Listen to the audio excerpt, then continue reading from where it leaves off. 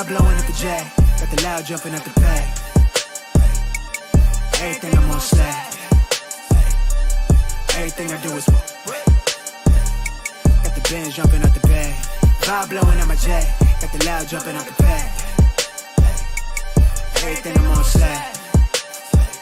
We've been with the Brazilians. This would be the first. They wild, I think. I'm innocent. Bro, you hear that guy?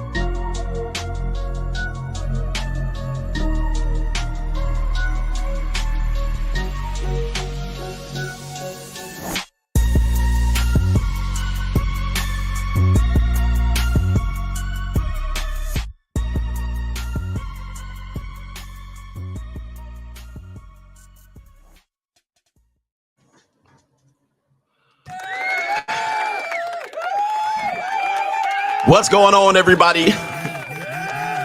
It is Coach Greg Adams back in here with another YouTube live stream. Shout out to the Coach Gang. That will be you for being in here, being involved, and being active on this YouTube channel. And welcome to the International Spot of Tea.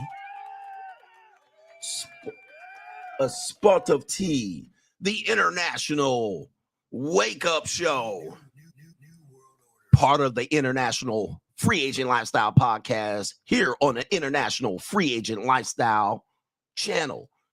And you still in here with the James Bond Bruce Wayne of this ish. The King of Kings, the King of Content, and the Speaker of Truth, yours truly, the Notorious One. Living the Free Agent Lifestyle, a.k.a. Mr. Coach Alini, better known as the Prognosticator Coach Stradamus. And you're in the cross the pond, the Sport of Tea, Desert Storm bunker with none other than England's every English woman's fantasy. All right. And the whole fucking show. I'm the CEO Niggero of Fixes Binds London, the unbinder, the undebatable, the undisputed best edutainment here on YouTube. You can call me Senor Earl of Duke of London, right? Senor Gregorio Graybeard. The ladies love to call me Mr. Third Leg Greg. Also, the man with one trabajo, the English Mitch Slapper. Bruv, the anointed one. You can acknowledge me. I'm also the founding father of the APPAREL, the junior college sociologist, the Morpheus of the mating matrix, mate. The chocolate Confucius, the Black Moses, the deliverer. Also known as the man that walks in the spirit of Elijah.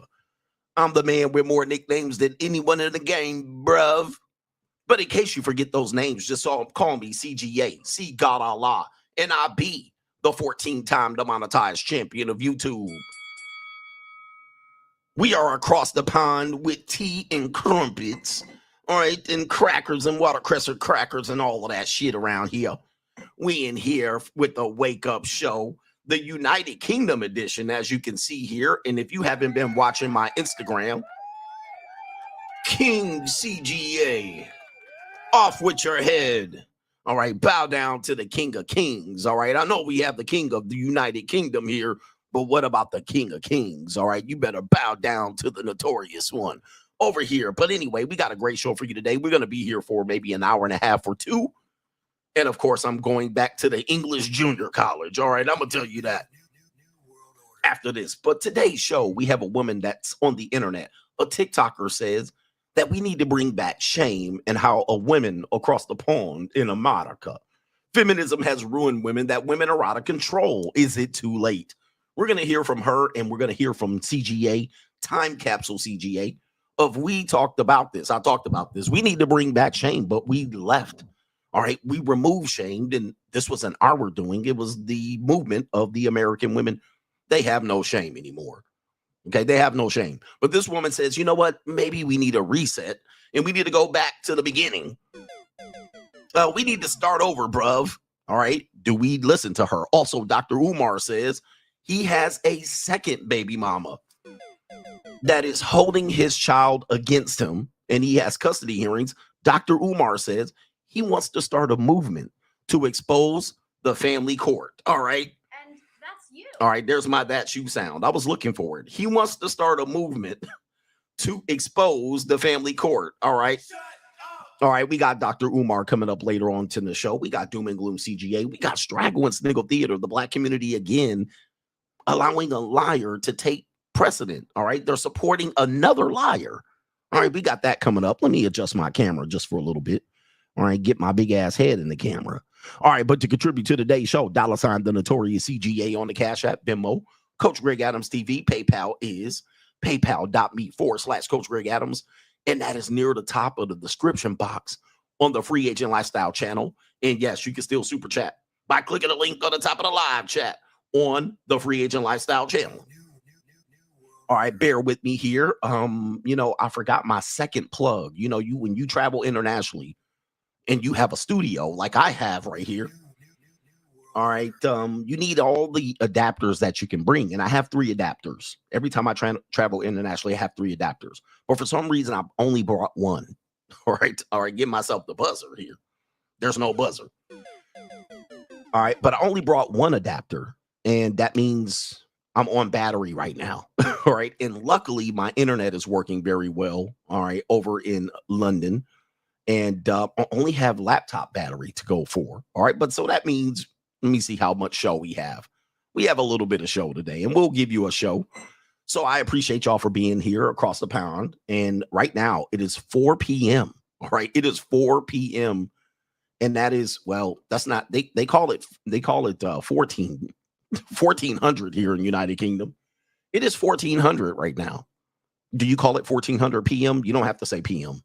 It is 1400 hours at this particular point. No, I'm wrong. I'm actually wrong. All right. It is 1600 hours. All right. Give myself the buzzer. All right. That's our buzzer for today. It is 1600 hours. Do you say 1600 p.m.? You don't have to say it. It is 4 p.m. here. All right. And boy, am I jet lagged. I'm jet lagged right now. All right. My math is off. Math with CGA is 1600. 1600, man. It is crazy, bro. All right. I've been sleeping my ass off. I sleep to about 10 o'clock, 11 o'clock in the morning. And also, with the JUCOs here, I don't know what time it is. All right. So yes, I'm up in the middle of the night, essentially. I'm up at 2 in the morning, 3 in the morning. No problem. All right. So my sleep is all messed up. I'm going to be messed up here. All right. I've learned a lot about the United Kingdom, if you will. And I can tell you about it if you want. All right. I can tell you about it. And yes, they have white women here. But of course, in London, very multicultural area, just like New York City. You know what I mean? All the white folks with the bad teeth, they live way out there. You know what I mean? They live out there in Gloucester and shit like this. Anywhere there's a Chester, they live out there. All right. Colchester, Gloucester, Westchester. All right. They don't live out here. It's pretty much Asians, Arabs, and Indian people. And a couple of bruvs. All right. They live way out there. So if you want to see the white folks, the old stodgy white folks with the hat, you know what I mean, and the tuxedo and shit like that. And they be like, with the glasses, they look like the 2 old ninjas from the Muppet Show. They way out there, bruh. All right. They not out here. All right. But there are some white women here if you want to go here, but most of them are tourists. But it's crazy here. Yeah. They be out in the country. There are some bruvs here too. But the bruvs, I haven't seen many bruvs, but of course I've been in the tourist areas. Most of the bruvs that I've seen either drive Uber, or they work a door somewhere. Security, they're a doorman. There's a lot of bruvs out here. All right. Anyway, shout out to the bros. All right. But I don't see them. But again, I'm mostly in the tourist areas. All right. But let me see if we can get to the earlier contributors to today's show, because we love y'all. Shout out to Deshaun Rose with his early contribution. Appreciate you, sir. Mr. Ninja Watcher. This was from yesterday. Thank you. And we had locals and Money Mindset. And if you missed a replay for Money Mindset and locals, they are available on the usual channels there. You can go catch the replay. Shout out to Side 54. Appreciate you for being here. Thank you for that lovely donation. Jay Lee says free agent lifestyle for life. Shout out to you over there. Let me see what the PayPal is doing. They don't log me out. Don't try to play me out. Okay, what do we got here? We got some brothers that are on the PayPal love, so I need to acknowledge them expeditiously. Over here, we got H Everyday needed to say something, and I love when he says something here. H Everyday says, Coach, you killing me, pause. He says, now you in flatback motherland. He says, I want to be you when I grow up. I'm 40. Do me a favor. When you get some of these uncooked Cinnabons and those pink ice white oatmeal cookies, say you doing it for the Pan-Africanism, laughing my ass off. He says, I'm Coach Gang, your free agent lifestyle for life. P.S. I hope you saw my weekend contribution. Okay, let me see if I can go back, depending on if it's here or there. Sometimes you donate on 2 different places, but I'll see if you, oh yeah, I see something from the weekend. So I'll acknowledge those right here as we have time. He says, unfortunately, I have a limited amount of business I do with you and your people. He says, took a few L's dealing with them. I got you ass ninjas this week. He says, which almost set me back from the we good ass ninjas to the can you let me right quick hair hat hooligans is why I'm retooling my business for better paying and valuable customers. He says, watch some old CGA videos and realize some people rather see you scrambling and scraping for ish rather than appreciating a good service from a familiar and smiling face. These ninjas cook because I'm done with them. All right. Yes, you're going for an we call it an upper class, upper scale clientele. All right. If you ain't got the clientele, say hell. If you ain't got the clientele, say hey, say hell no. Because they gonna need their money, rain, sleet, hell, and snow. But I messed that up. He says, also, I ran into a person I used to work with when I washed dishes at the hospital as a second job. He said he saw me conduct a business and saw me interacting with the higher ups to get a signature and photocopy. Ninja broke his neck to make sure I saw him and acknowledged him in front of the right folks. He says, of course, these are the higher ups. He says, just realize that they see it and boss up. He says, Ninja, I got $15.32 in my pocket, but I'm showing up every day because this business depends solely on me. It's grind time for my brother H every day. Get that money. We got our brother Corey. Shout out to you. This was Friday. And Joshua Moon says, don't do the IRL, coach. Stay safe. Gratitude. By the way, it is colder than balls here. It's cold. All right. It's cold for me. I can't deal with it. So I refuse to be out here IRL streaming, my G. All right. So you ain't going to catch me outside IRL, and it's cold as hell here. All right. I said it was warmer last week, but it's too damn cold. All right. So I'm going to stay inside. All right.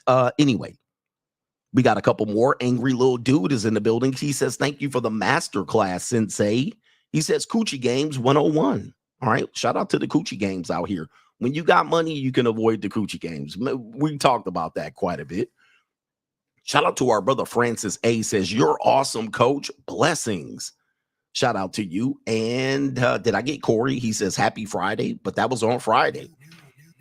All right. It's now. And I didn't have a show on Friday. So that's where that came from. And we got a couple more. And I think I'm going to get into the show. We got Doom and Gloom CGA coming up here. So I need to acknowledge our brother here. It is VMAD says, excellent topic to cover, coach. I remember you touching on this back in the day. Appreciate your work. All glory to the Most High. That is Sky Daddy, foe, and foe. Juco John, he says, coach, you are in my hometown, bruv. We were both at the Arsenal game, and I still haven't seen you. Please do a meetup for your loyal supporters, as you have helped me boss up, and now you got money out here. Do I have the sound effect? I don't have the sound effect, but I'll say this. All right, shout out to the Arsenal for winning that 1-0 game. All right, putting me to sleep. All right, and it was cold out there. Shout out to you, man. I might do a last minute impromptu meetup, but bruv, I got to have my security here. And Bill Free Media says, old bitch at my job hit me with that old feminist misnomer that boys mature slower. Simply because it's easier to put fear in girls. Shaking my head. It's been proven in the 90s that the lack of male teachers and removing recess in the early years of our lives causes behavioral issues in boys. And I'm pretty sure some educators can speak on that. I was a former educator myself.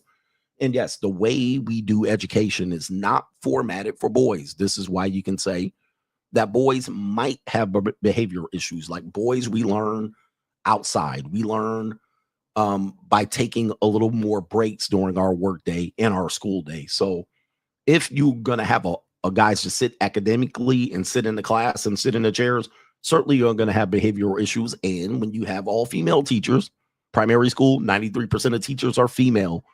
If they can't manage the boys, they'll be on Ritalin. All right. They're going to be on Ritalin real fast. You're going to say they have ADHD.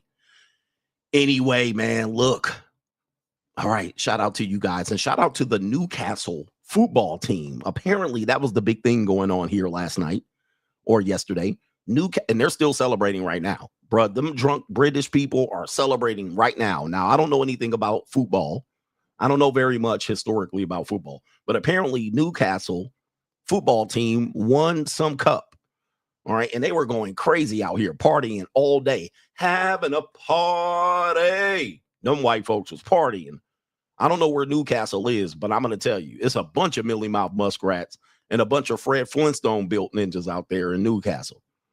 Okay. But apparently this is like the Cubs winning the World Series. All right. So I'm trying to make an equivalent for our American people across the pond. Apparently this is like the Cubs winning the World Series, you know, that year, or the White Sox winning the World Series. Right. They haven't won in like 50, 11 years, or maybe 60 or 11 years. So this was a big deal, and they was going crazy out here. These drunk British people were going crazy. All right. It was crazy. They was going crazy in Gloucester. All right. Whatever. Where is Newcastle at? All right. I guess this is like, man, I don't know, man. It was a big deal. So I've got to experience it, but I didn't realize why people was going crazy. I was like, okay, they won a cup. What cup? There's 11 cups in soccer or football. So I didn't realize the importance. What cup were they doing? All right. Anyway, do me a favor. Hit the like button as we get into today's show. Let's go with it first. We're going to go with Doom and Gloom CGA. All right. That's a good start. Let's do it.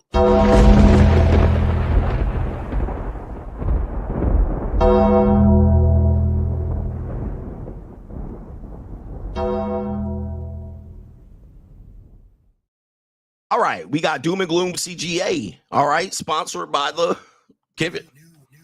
By the way, this is where the New World Order lives here, too. So I better be careful how I'm stepping on toes here. But Doom and Gloom CGA, we'll keep it nice and we'll keep it simple here.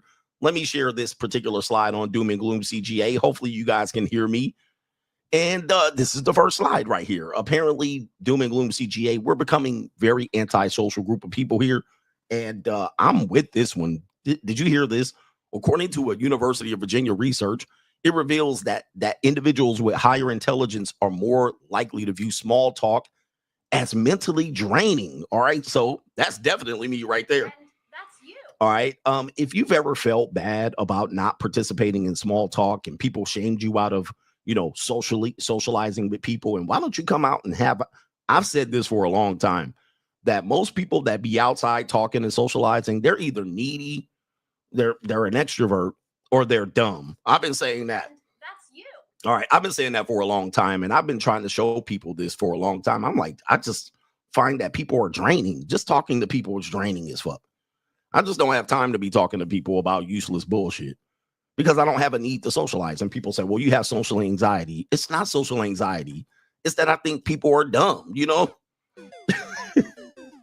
I'm like, people dumb. Every time I talk to them about some stupid matrix bullshit, blue pill shit, I feel dumber just talking to them. By the way, man, my internet is shitty here. Right. So if the internet go out, yeah, I tried. But this is not a surprise. All right. This is not a surprise for me in the least. All right. And let's go ahead and read what this survey says. The University of Virginia research reveals that individuals with higher intelligence are more likely to view small talk as mentally draining. It says the study found that those with an IQ above 120 are 67% more likely to report fatigue after engaging in small talk for over 10 minutes. All right. 10 minutes. Dude, I feel the same. I feel the exact same, bro. I'm like 10 minutes. I'm like, I'm leaving these people alone, bro. Leave me the fuck alone. Data indicates that highly intelligent people tend to favor profound discussions on ideas and philosophy instead of just casual exchanges. While the research acknowledges that small talk plays a role in initiating social connections, it suggests that meaningful connections, it says right here, it suggests that meaningful dialogue remains the preferred mode of interaction. I'm for real, bro. All right, I'm for real on this one. And I find the same thing about cold approach. I'm like, no, this is some bullshit. I don't have time. Yeah, so you come around here often and running your mouthpiece. All right, my internet about to go out. All right, the hotel like, bruh, pay your internet bill. Right, pay your internet bill. But I'm gonna try to get through this show. But I have been saying this for years. Mentally draining is what I find socially interaction results in. Like even go to nightclubs and bars and parties and all this shit and networking events. I'm just like, what is the purpose for me being here? All right, unless I have a reason to talk to people, I don't want to talk to people. If I don't have a reason to associate with you, I'd rather just leave the shit alone. Right? Cold approaching women with mindless conversation. By the way, in the United Kingdom, I don't see nobody cold approaching out here. Stop believing these. Cold approaching is a nigga move. I'm just gonna determine that right now. Only niggas cold approach. And nerdy white guys, but mostly nerdy white guys who think they're cool. Stop believing these people cold approach. Nobody's cold approaching out here. It's too fucking cold. Right? And no, they don't like black men like that. They be like, I heard they be like the white girls like black men. They just be grabbing them off the street. Let me tell you something. Look, stop believing this shit. All right. Now, if you're somewhere socializing and you're somewhere in a bar or a pub, maybe. But it ain't like that. Black men have this innate need to be liked. All right. And there's supposed to be some better place where they like you, but they don't. All right. Most people was a hustle and bustle. They're getting somewhere. People got shit to do. All right. But never mind that. All right. Never mind that. But of course, cold approach does line up with this right here. These are probably less intelligent people. All right. All right. It's probably less intelligent people that engage in this particular type of activity and shit. Right. Here we go right here. All right. So it's crazy. So yeah, man, there it is. There's an example of this type of thing. I've been saying this for a long time and people say, well, it's just that's you, coach. All right. It just shows you have social anxiety and it hasn't to do any of this thing. It has nothing to do with this. It has to do with what you're able to do. Like how intelligent you are. What type of conversations do you like to have? Do you find conversation valuable? Do you find any social action valuable? Like, do you find all social interaction is valuable? I'm having a good time. I'm talking to people as opposed to, I don't want to feel like talking to these dumbasses. All right, you're going to hear that a lot. But to me, I always tell you, my social battery crashes significantly when I'm socially interacting. It crashes. There's nothing I can do about it. But anyway, there it is right there. Let's go to the next segment, which is on Doom and Gloom CGA. Let's see what the next segment is. Okay, we got more data here. Okay, so this indicates something right here for Gen Z.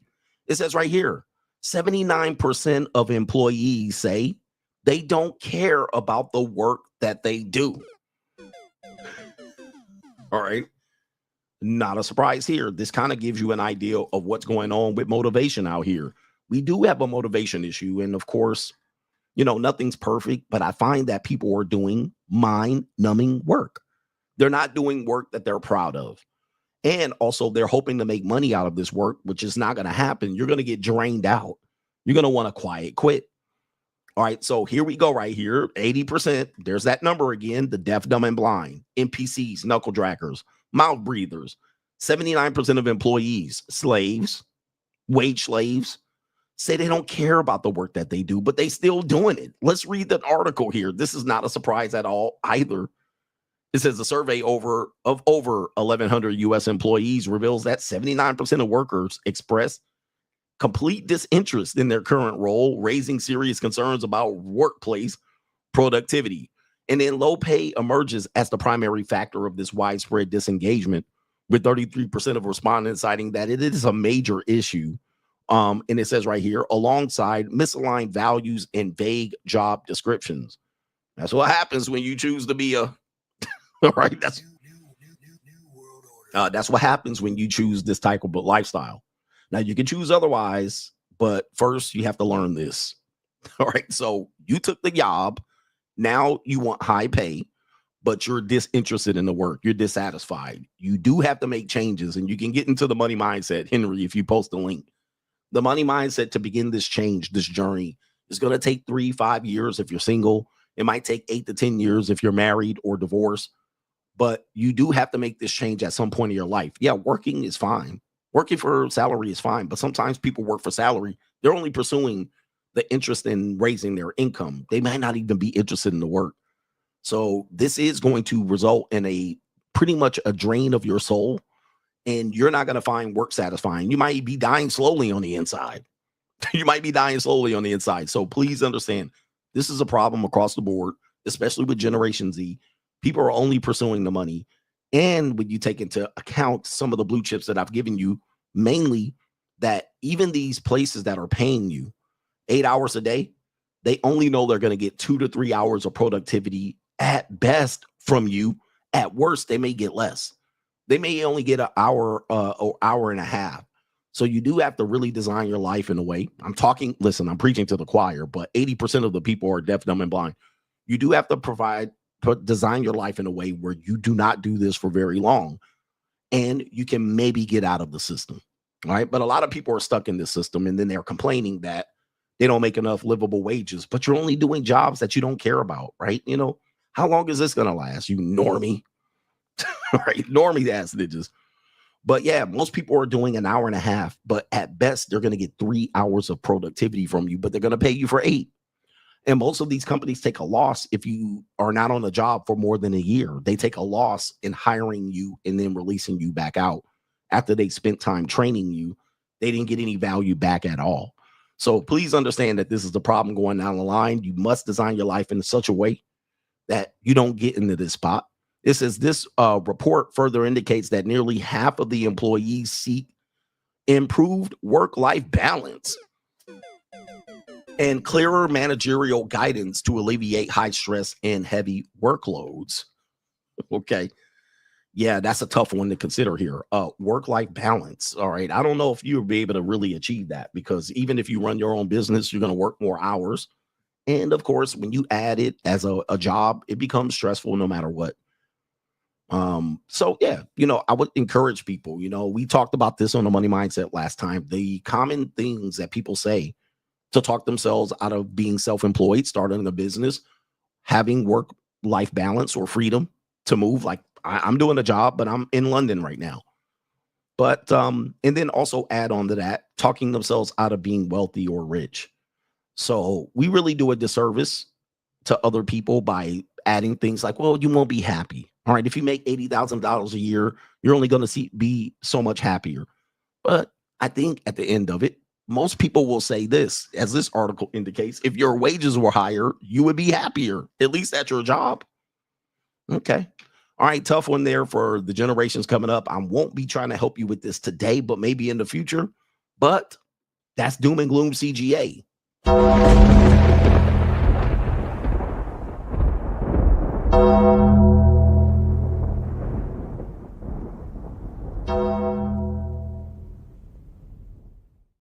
Okay, Doom and Gloom CGA out. Okay. We're going to try to do a show. We're going to try to do a show here. Let me see if there's any other contributors to today's show, and we'll pop off in here. All right, you know what happens? Let me tell you what happens. Okay. When I'm not on live, my phone doesn't ring. All right. My phone, it's just email. When I get on live, people start needing shit. Oh, I need the internet password.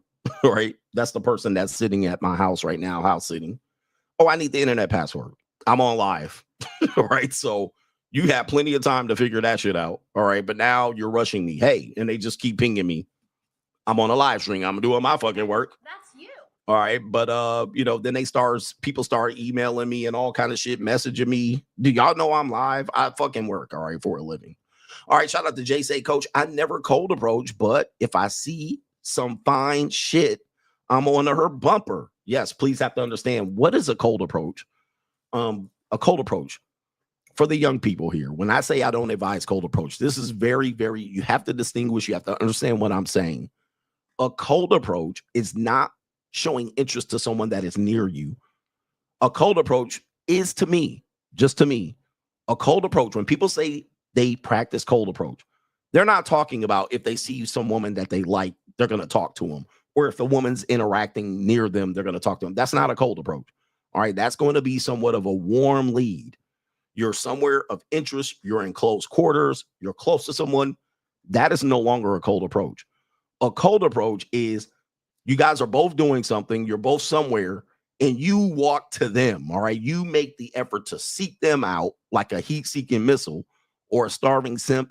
And then you go to them, or you're waiting on a street corner and any woman that comes into your area, you participate in this numbers game where you're approaching as many people in a space that you possibly can, which I call spray and pray. Spray and pray. Spray and pray. Now, if I'm walking down the street and a woman's walking next to me and I interact with her, that's not a cold approach, right? That's not using cold approach as a technique. That's basically socializing. And you saw someone you were interested in. That's not a numbers game technique. When people teach cold approach, they're teaching you to randomly approach as many people as they possibly can to increase their odds of getting laid. That is cold approach. Okay. That is a low return of investment activity. That's low ROI. But if you're in a line and you talk to a woman, that's not cold approach. And you say, hey, excuse me, we're standing here and I just want to express an interest. That is not cold approach. That is definitely breaking the ice. That is definitely introducing yourself to someone you're interested in. Okay. But when you're out and saying, this is the best technique for me, where I just approach as many women as I possibly can in a time or a space that are randomly selected to increase my odds of getting laid by 1 or 2%, that's cold approach. Okay, so please understand what I'm talking about when I say cold approach. Cold approach is a technique that people use in a dating strategy as opposed to improving their life, getting some money, moving up in class. All right, doing something like I'm shopping and I happen to run into a woman. That is not a cold approach. Okay, that is not a cold approach. And I actually boil it down to the business. Cold approach is similar to cold calling.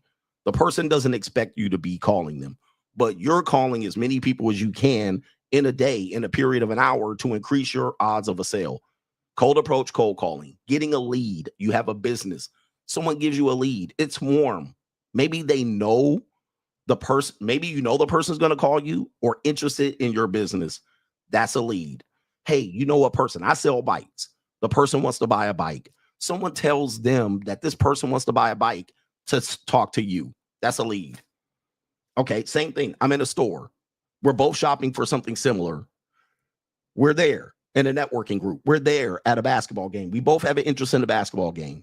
Oh, you have an interest in it? That's a warm lead. That's a lead. That's not a cold approach. Now, a referral. Someone says, hey, call CGA. He has what you want. They call you. Okay. Or she approaches you. Hey, you have what I need. I want that black deals, Nick. I'm from London. That's a referral. All right. Referrals have a better way. That's kind of like having someone that is a client. They refer someone to you. That's a referral. Okay. So you guys got to understand, it's like where you guys are trying to figure out your life and your tactics. Guys that use cold approach are similar to cold callers. All right. You're not expecting a call. You're not expected to be sold. Someone rings your phone. Someone knocks on your door. All right. Hey, I want to sell something to you. How do you know I'm interested in it? Well, I don't know if you're interested in it. I'm just going to sell it to you. And then they go through their speech. 35 seconds turns to 45 seconds, turns in a minute. And you're just waiting to say no. Okay. That is a cold approach. Men who use cold approach which are not very many intelligent men. These men are got to be the lowest form of life of men that there are. That comes from the cold approach pimping era, where dudes would cold approach girls and hoes to try to get them on their team. This is a low hanging fruit tactic. This is not a good tactic to use. But of course, if you have nothing else going in your life, you're going to use this. Okay, you're going to have to use it because you don't have nothing else going on. Hey, I want to sell you something. I'm not buying. I still want to sell it to you. I'm not buying, I told you, but I'm still going to sell it to you, you know. So please understand and distinguish when I talk about cold approaching. I'm not talking about you see somebody you like and you address that. Okay, hey, we're both shopping in the same area. What are you looking for? Oh, I'm looking for this. I'm looking for the same thing. That's interesting. Do you have that same thing in your, yeah, and then we have a conversation. Those are completely different tactics. All right. And yes, who likes anyone that solicits them? Who solicits them? Okay. Somebody rings your phone over and over again. You finally call them and they go through their script. Hey, you come around here often? Hey, what's your name? And yes, I want to get to know you and I would like to take you out. Nobody wants to hear that shit. Right? Nobody wants to hear that shit. And if you believe women like cold approach, please, guys, don't believe that. Please don't believe this shit. Okay. Don't believe this shit. This is all a false sell. They want the man that they want to approach them. They're not talking about you bum ass niggas. Right? You bum ass niggas with nothing going on in your life. Jones G says, a spot of tea for the coach. Respect. A spot of tea. All right. Anybody know? Yes. A spot of tea. There you go, right there. A spot of tea. Shout out to you and shout out to the tea here. I've had some tea here. All right, the tea is good. Okay, let me see if I have anybody else. Okay, I'm refreshing my screen here. All right, but feel free to contribute to today's show. That's what we're doing today. Or else I'm gonna go back out to London. All right, I'm going back outside. I'm gonna tell you that right now. I'm like, okay, I ain't gonna sit here and entertain y'all niggas, and I could just be outside. What else we got? We got our brother, no government name. Welcome to the UK, bruv, from a Gen X South London brother.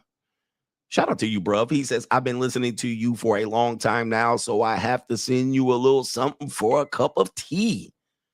As you are here, much respect to you. Shout out to you. A spot of tea. I'm working on my London accent here, and I don't understand half the people. I don't understand half the white people here.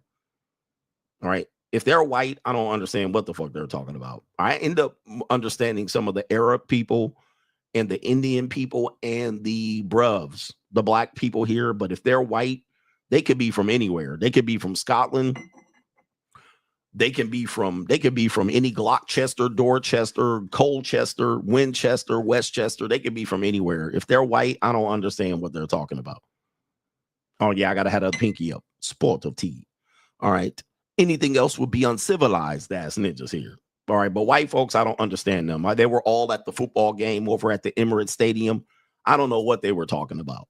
It sounded like a whole different language, which it was a whole different language. It was some old Nordic, the Normans mixed with the Celtic Gaelic, right? Mixed with some country ass. I don't know what the hell they was talking about. All right, but they certainly were having a fun here. They were having fun. All right, what else we here? H Everyday says, Coach, the work article and your explanation sums up how I felt in my 30s after 12 years of healthcare service. At that point, he says, I came in with a plan that I'm just now getting to because I waited till the child support was up and I needed that extra bread. He says, I plan on working 365 days for a couple of years until I get back on track. Yes, 15K overall debt, but half in my business. And I had a surgery pop up. Thank God I had the money, but now I'm going to be savage about my business. Yes, go get it, man. Go get it. I mean, what else are you going to do? What else are you going to do? You're in your 30s. What else are you going to do? All right, you're going to go to work, bitch. All right, go put everything into your business. Work every day if you need to work. All right, but don't let these people tell you, man, you working too hard. You need work-life balance. All right, those are going to be the broke people in the future. And we got two more. Says Steven says, regarding cold approach, Neil Strauss wrote a book called The Game, where he hung out with the guys that developed PUA. He eventually got good at PUA, but regretted that it took a huge chunk of his 20s. You'll figure that out, young brothers. You'll figure that out. You'll look back at all the time you wasted just using some sort of strategy where you're getting a low return of investment. But I can't really talk to young guys about this because, you know, you don't understand a man like me, right? You don't understand. Hold on for a second. Let me see something. You don't understand shit like this.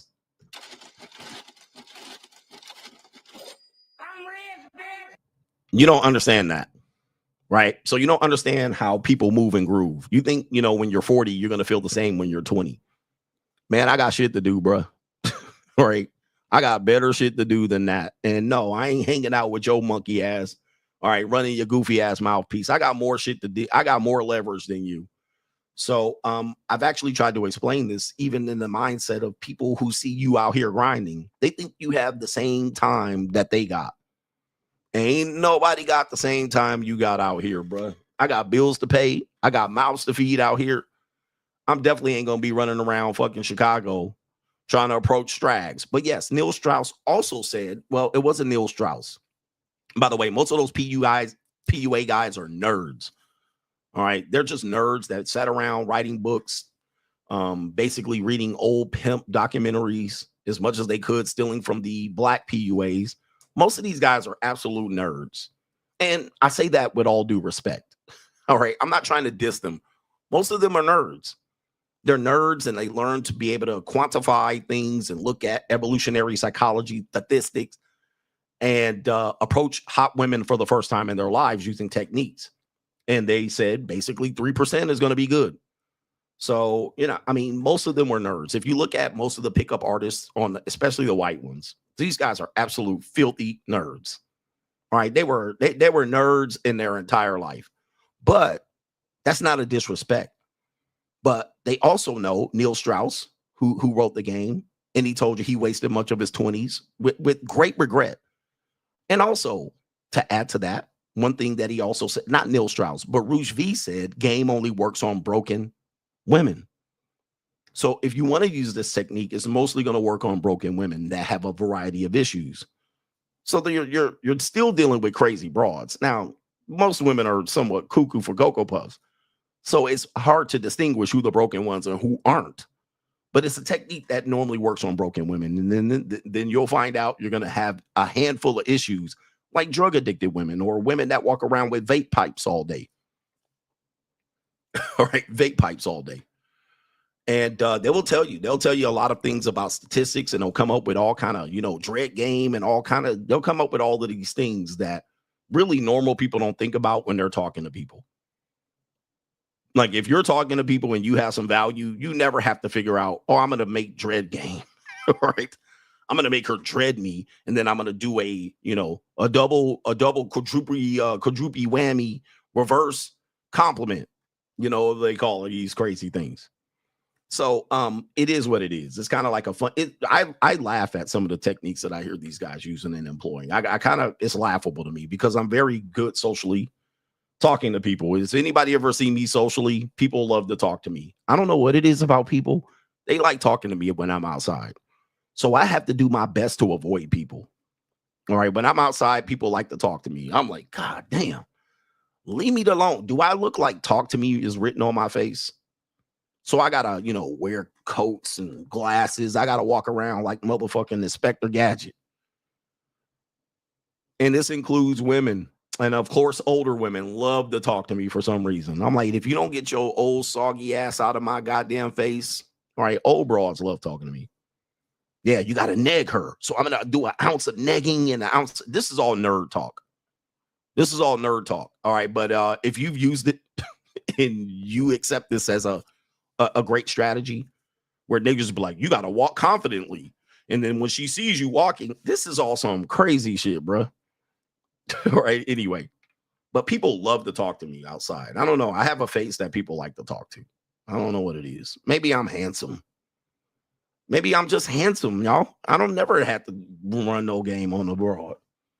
All right. Anyway, but I'm a handsome nigga, He said they lonely and they want something handsome to talk to. Yeah, they be like, all right, he seems less intimidating. All right, he seems like he'll be a good guy. And I'll be like, yeah, how's it going? I'll listen to your bullshit for about 38 seconds. And then I'll be like, okay, what's the point? I see this is going nowhere. What do we want? You want to fuck? What do you want? Ladies, I'm going to tell you this. I'm going to tell you this. If you talk to me, I do want to know if you want to fuck, like fairly early in the conversation. All right. Because, yeah, let's take a PUA thing here. I don't believe in non-sexual attention.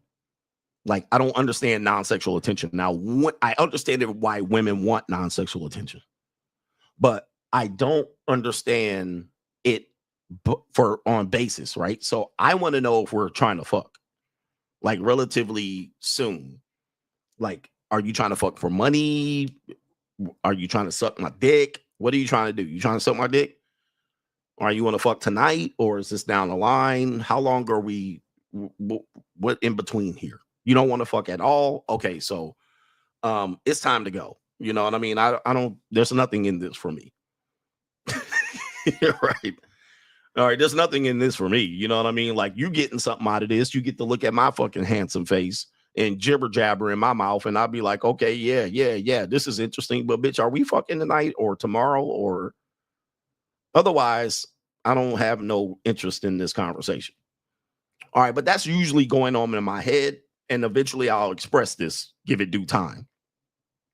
But if you're just talking to hear me, just to fucking emotionally dump on me, trauma dump, right? And you're trying to use me as an emotional tampon or some shit. You're trying to talk to a good looking guy for a couple minutes. What are we doing here? All right. Well, how far are we going? Because I'm just trying to fuck you. All right. But that just. Hey, yo, chill, sir. Hey, yo. But now I can say that because I can be like, look, you ain't that good looking of a woman for me to be listening to you for very long. So you're like 47, 53. Are we fucking after this or what? Okay, no. Well, bye-bye. All right, here we go right here. All right. So anyway, white women, if you talking to me about, hey, it's a great day. Isn't the weather great? Yeah, but are we fucking later? Okay, yeah, the weather's good. Have a nice day. Hey, yo, chill, sir. Hey, yo. All right, anyway. All right. That's what's going on in my head when a woman talks to me. So I'm not a nice guy. I'm a sleazeball, as AMS says. I'm a sleazeball. I'm a sleazeball. I'm like, your mouth moving a little bit too much not to have something in it right now. I'll put something in it though right now. There's barbecue in there. Ladies, just want you guys to know. And by the way, ladies, most men think like this. So don't put me as the bad guy. Right? Most men think like this. Shout out to Steven for breaking it down here for the youngins. Major League says, Coach, make sure you mix the Weetabix with some raw honey and milk for the morning. Big up to Brixton. Is it Weetabix? I'm not sure what that is. Is it tea? All right, anyway. Weetabix. I'm not sure what that is. I'm pretty sure I'm mispronouncing that. All right, but anyway, let's get back to the show. Or back to this part of the show. This is the show. All right, we got Straggle and Sniggle Theater. All right, let's see here. How many Straggle and Sniggle Theater? Okay, all right, here we go right here. Oh, you should do the intro for you brothers. Let's do it. Like, ride with me if you ride with me. You can slide with me if you feel like 550 on the 5 sticky. Come get high with me, that's a deal, right? Straggle and Sniggle Theater. All right, hey, it's good. It's a good show so far. So do me a favor, hit the like button. Nobody knows I'm on here. All right, Straggle and Sniggle Theater. We have this phrase right here. By the way, this sums up a lot of what I try to tell you as young black men or men in general. I know there's white people watching me and there's white women watching me here. But it says right here, and this is pretty much right. If a hood chick thinks you're boring, you're living the right way. Shout out to you, man. Shout out to you right there. I like this one. If a hood chick thinks you're boring, you're living the right way. Big up everybody out here that's living the right way. All right. You can replace this with anything. I would say if the black community thinks you're boring, you're doing it right. As a matter of fact, anything the black community has as a fucking strategy, If you do the opposite, you're living the right way. Whatever the black community says, you know, the black community says, if a woman really likes you, they're going to be cheaper. They won't make you pay. All right. You're doing it wrong. If you believe that.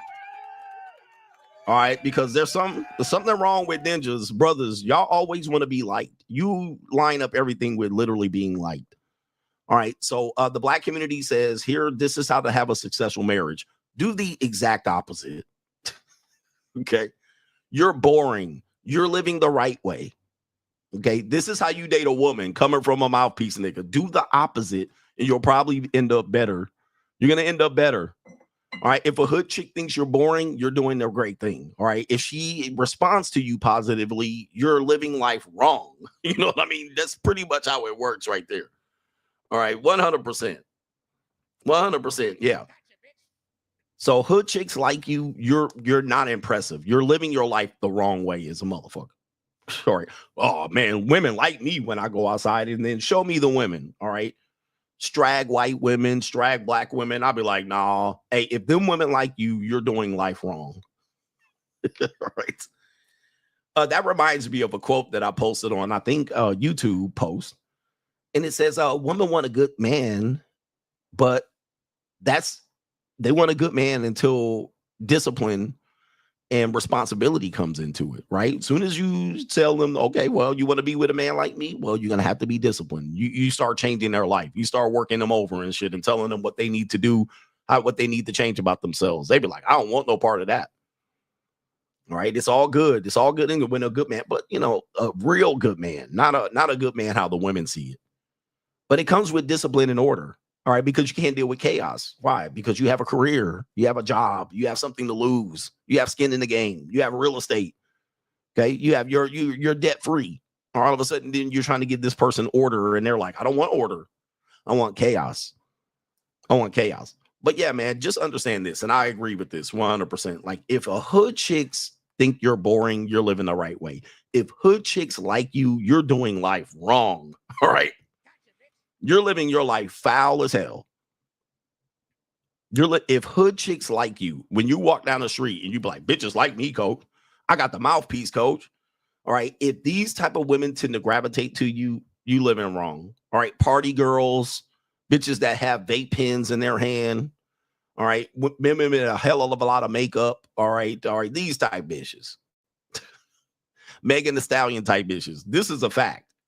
This is a fact. So never try to impress me and say these hood chicks like me, strags like me. In fact, strags in general, if strags like you, you're doing life wrong. This could go with black women too. Black women like you right off the rip. There's something wrong with you. I take it as something's wrong with me. If a black woman sees me and they be like, hi, handsome, I know I fucked up somewhere. I'm like, well, okay, what happened here? What did I do wrong? Especially a group of black women. And I'm not saying this to say them negatively. I'm just describing them. If I'm walking somewhere and a group of black women get my attention, like they're trying to get my attention, all right, I've done something wrong. All right. I'm like, what did I do wrong? Why are they coming after me? Do they know I have money or something? What do they want? What do they want from me? Right. Anyway. This is interesting, yes. And if a group of tattooed strags that are out at a nightclub try to get my attention, I know something's wrong. What happened here? Did they see my American Express? What did they do here? These bitches trying to rob me. All right, but that's immediately what I think, sisters. I know this is a negative stereotype, but this is true. I think I did something wrong. All right, that might be maybe it's just me. Straggle and Sniggle Theater. Speaking of, have you heard of this? I actually talked about this on Straggle and Sniggle Theater last week.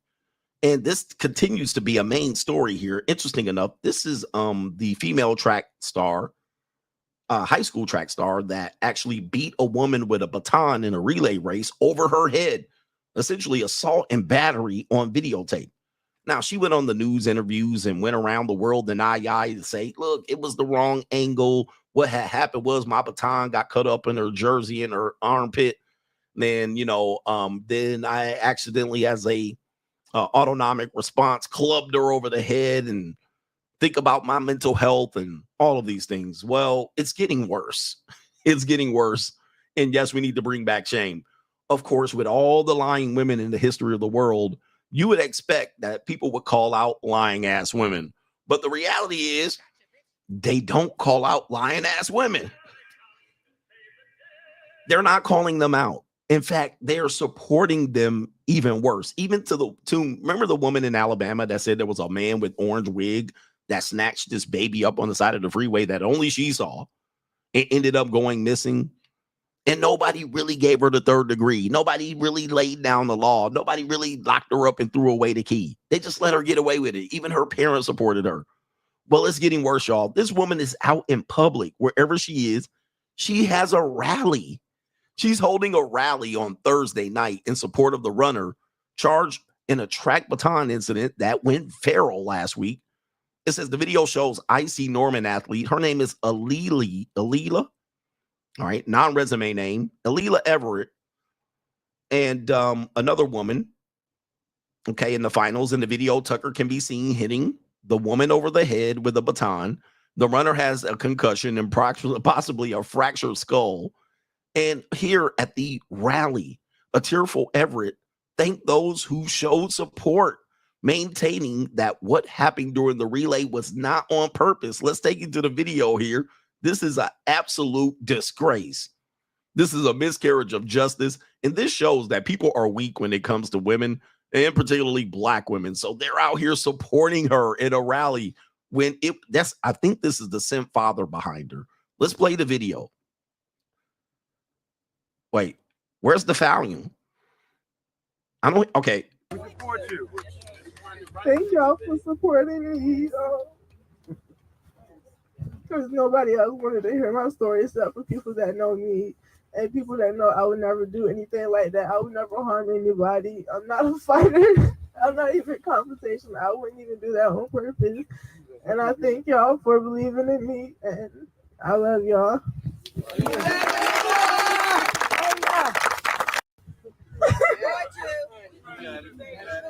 We stand with you. That's why we're here. We stand with you. We support you. Thank y'all for supporting me. All right, so let me tell you something, man. Now, this is why I told you again, whatever the black community says, do the opposite. Whatever the black community says, do the opposite, and particularly when it comes to women. So obviously, you got some simping forces out there. We support you. You know she lying her ass off. She lying, and everybody knows she lying. All right, I got a lion in my pocket. I'm lying, right?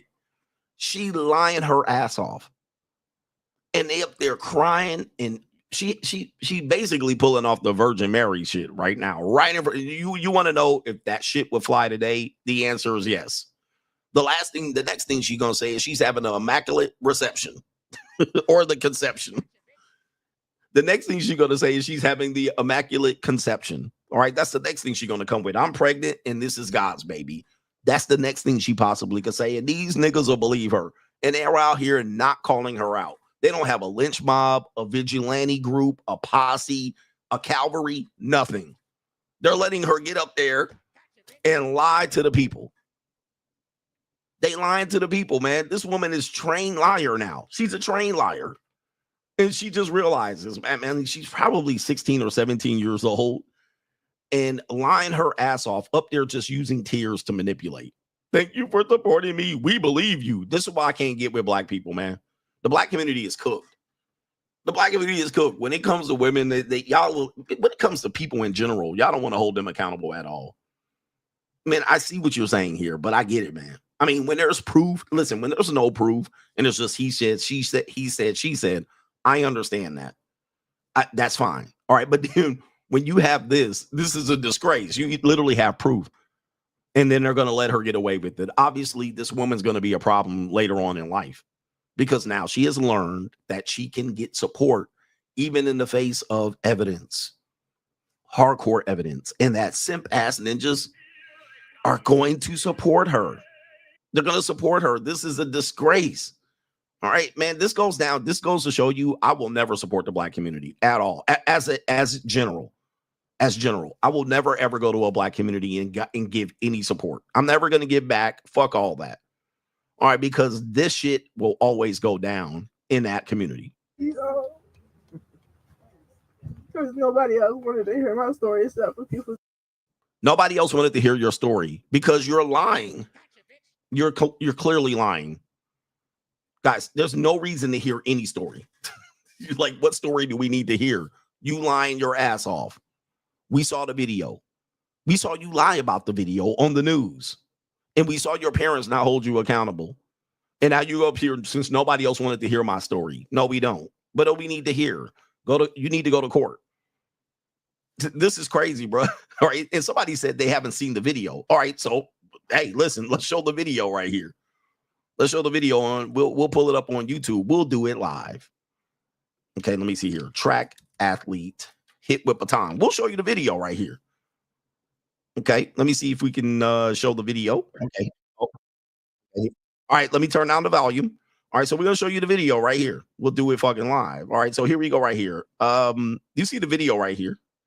The runner there, let's play the video. There she is right there. All right, boom, boom. She hit the girl twice right there as she's running. 1, and she looking right at her. And 2, she's going to hit her again right here.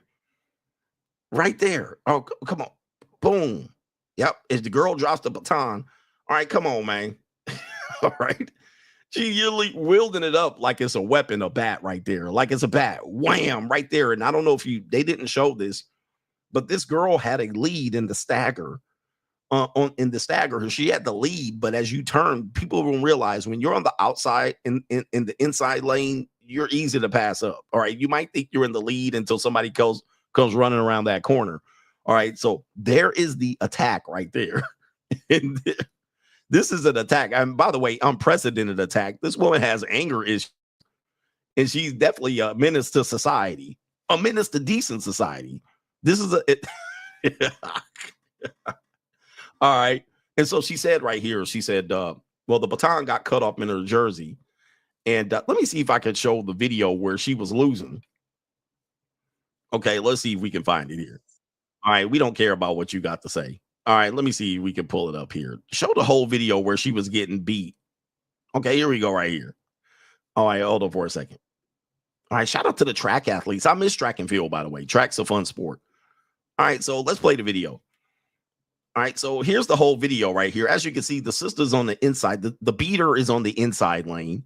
But, of course, you got a good handoff on this second leg. It looks like the second leg of the relay. And possibly the second leg, or it might be a 4x400. So, I'll show the whole video. Show the whole video. And there's the attack. But, okay, we got to show the whole video. Show the whole thing. All right, come on, man. Come on. That definitely is not an accident. There she is right there. All right, as you can see here. All right, she getting got. All right, the girl's coming around there in the outside lane, right when she was getting passed up.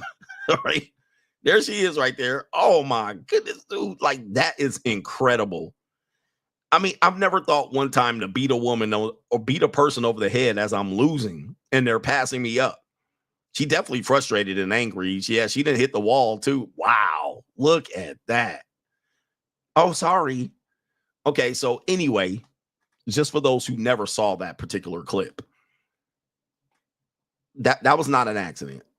And there she is right here on Al Gore's internet up here lying. All right. And I showed you last week, she was on the news lying about it. This is her saying, thank you for supporting me. That know me and people that know I would never do anything like that. I would never harm anybody. I'm not a fighter. I'm not even conversational. I wouldn't even do that on purpose. And I thank y'all for believing in me. And I love y'all. Wow. I mean, yo, that's the community for you. I don't even know what city that is. What state is that? It's probably a state that I don't care much about. This is in. Okay, they're not telling me what state this is. All right, hold on for a second. We'll find out. We'll do that shit live. Is it in Chicago? Or what state is this? It's probably in the South somewhere. It says Commonwealth. Is this Virginia? Sounds like it might be Virginia. I can't find anybody to tell me where it is. All right, somebody tell me. Maybe I'll look at the comment section. Virginia. Yeah, Virginia. That's what I thought I remember. Virginia. It's in Virginia, ass ninjas. All right. Woo-wee. All right, Straggle and Sniggle Theater. We have Dr. Umar. All right. He's a Sniggle. All right. We already know Dr. Umar's a Sniggle. He might be the king Sniggle. You guys know how I feel about Dr. Umar. He's right about 1 out of 4 times. All right. He's good. He's like a broken clock. He's a good guy. I think he's a good guy. Me and Dr. Umar probably will be good friends. All right. But of course, he's got his pro-black shtick here. And speaking of the fact that black women aren't called out in the community, hence we have this issue where this woman later is going to say we need to bring back shame. Well, let's take a look at this. Dr. Umar previously called out for not supporting a child. Okay. This woman called him a deadbeat dad. She said Dr. Umar was not a part of her life. And, you know, we defended Dr. Umar and we said he probably has records to show that he went to court to try to support his child, and the baby mama terrorist kept the child away, alienated the child from the father. Now that the woman is an adult, and apparently she's on the internet twerking her cheeks. As I said, selling pussy ain't that far away. She's now 22. Her mother has nothing to show for it. And now, guess what happens here? Dr. Umar has to pick up the slack. All right. Because, hey, you wasn't there. And how come I didn't live a life that you are out here? And now you're a fraud. So now we have that. And I defended Dr. Umar. Well, Dr. Umar, sir, I don't know if I can defend you very much longer because it is now revealed that there is a second child. All right. Goodness gracious. There is a second baby mom that is also alienating Dr. Umar from his child. Bruh. And it says no more money for deadbeat moms. Dr. Umar reveals he's starting a black men's anti-family court movement and says, quote, "We are tired of family court taking our money and not guaranteeing us the right to see our children." Dr. Umar, bruh. How dare you? Dr. Umar. I remember, Dr. Umar, because I know you're watching me. I remember that when you're out here pandering to your black queens and sisters, and I'm pretty sure these are not white women, when you were pandering to them, saying that the black woman is God and we need to help and protect the black woman, you didn't talk about you had 2 black women keeping you away from your children.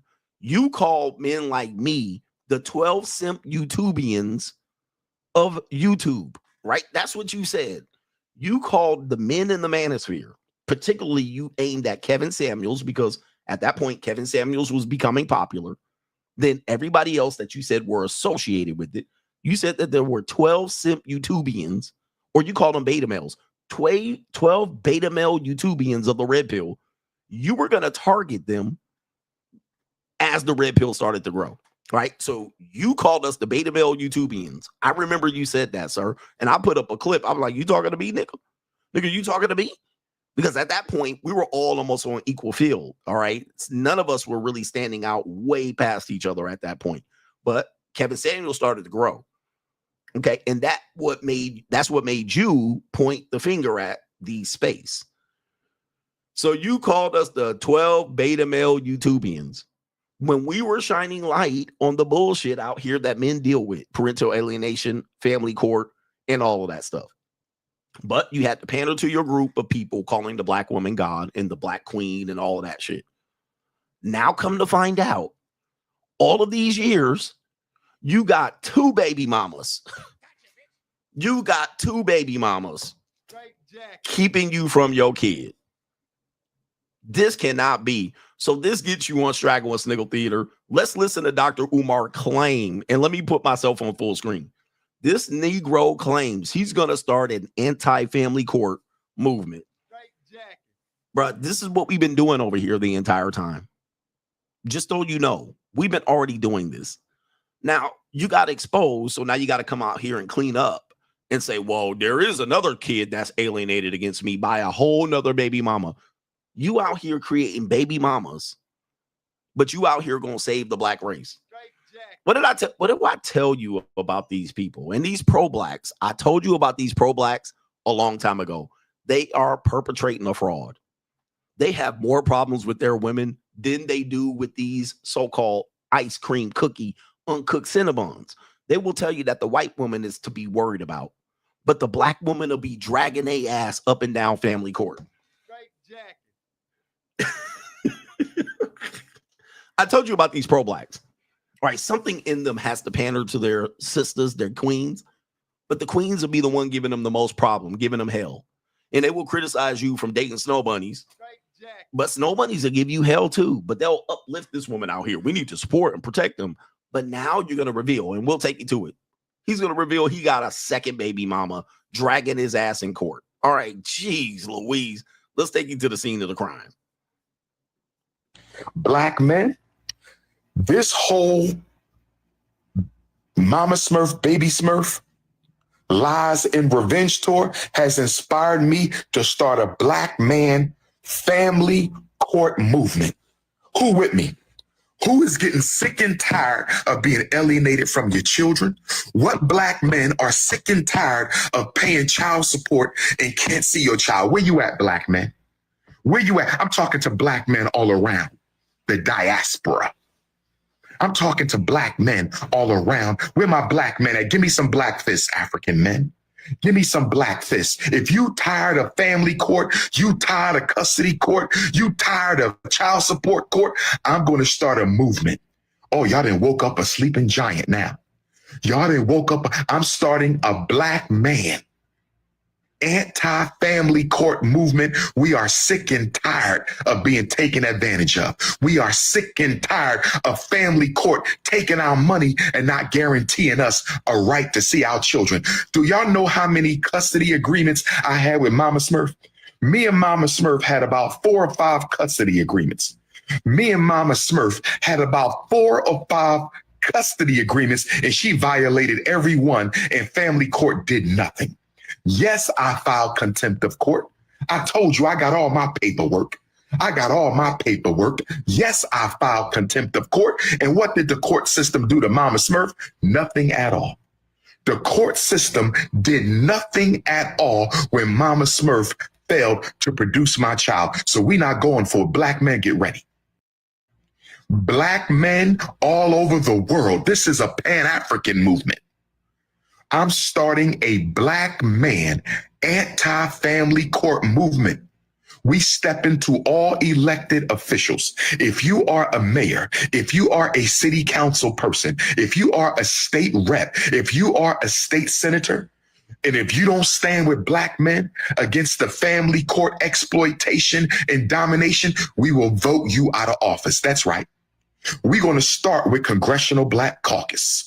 We're going to start with Congressional Black Caucus.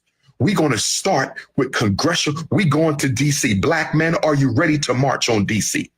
We want a meeting with the Congressional Black Caucus. They not doing nothing anyway. They not doing nothing for black people anyway. Shut your bitch ass up.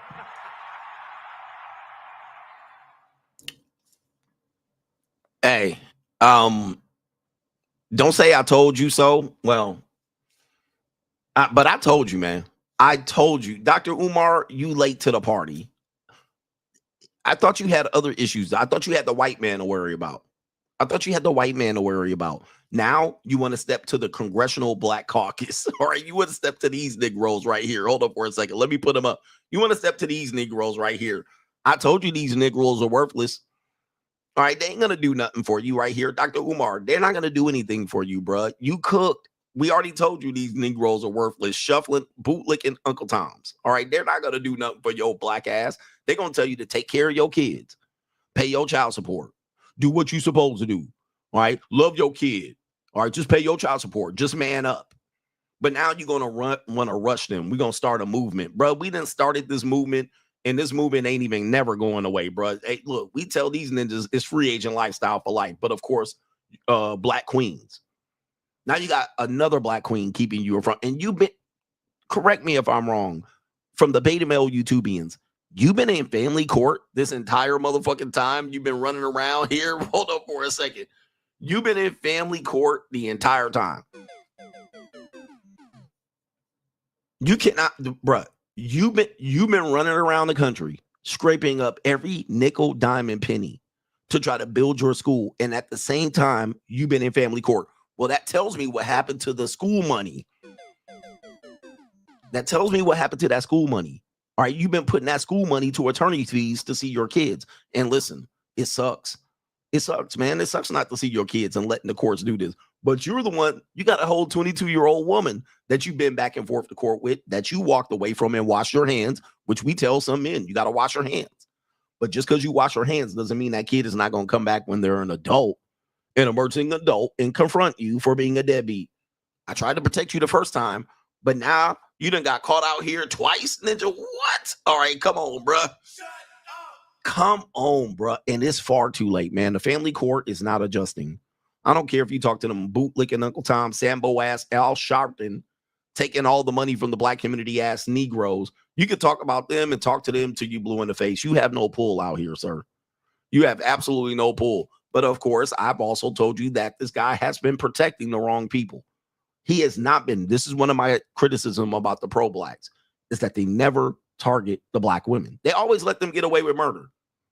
All right, it's our queens and we need to protect. But you see what this bootlicking has done for you. 2 black queens dragging your ass in court and you out here perpetrating the whole fraud to your community, not calling out the right people. So Dr. Umar, I have to tell you,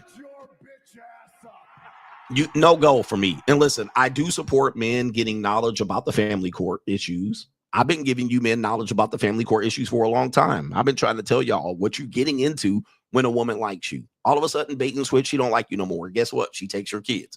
All right. And now you're trying to fight. You're fighting from behind and she liked you. All right. If a woman really likes you, she going to make it cheap for you. Not on the back end. All right. You better wear a condom. Stop busting nuts in these women. You bust a nut in a woman, you asking for it. All right. You bust a nut in a woman, you asking for it. Wowzers. Dr. Umar, the sniggle of the day. Shout out to you, Dr. Umar, and we're out. Like, ride with me if you ride with me, you can slide with me if you feel like 550 on the 5 sticky, come get high with me, that's a deal, right?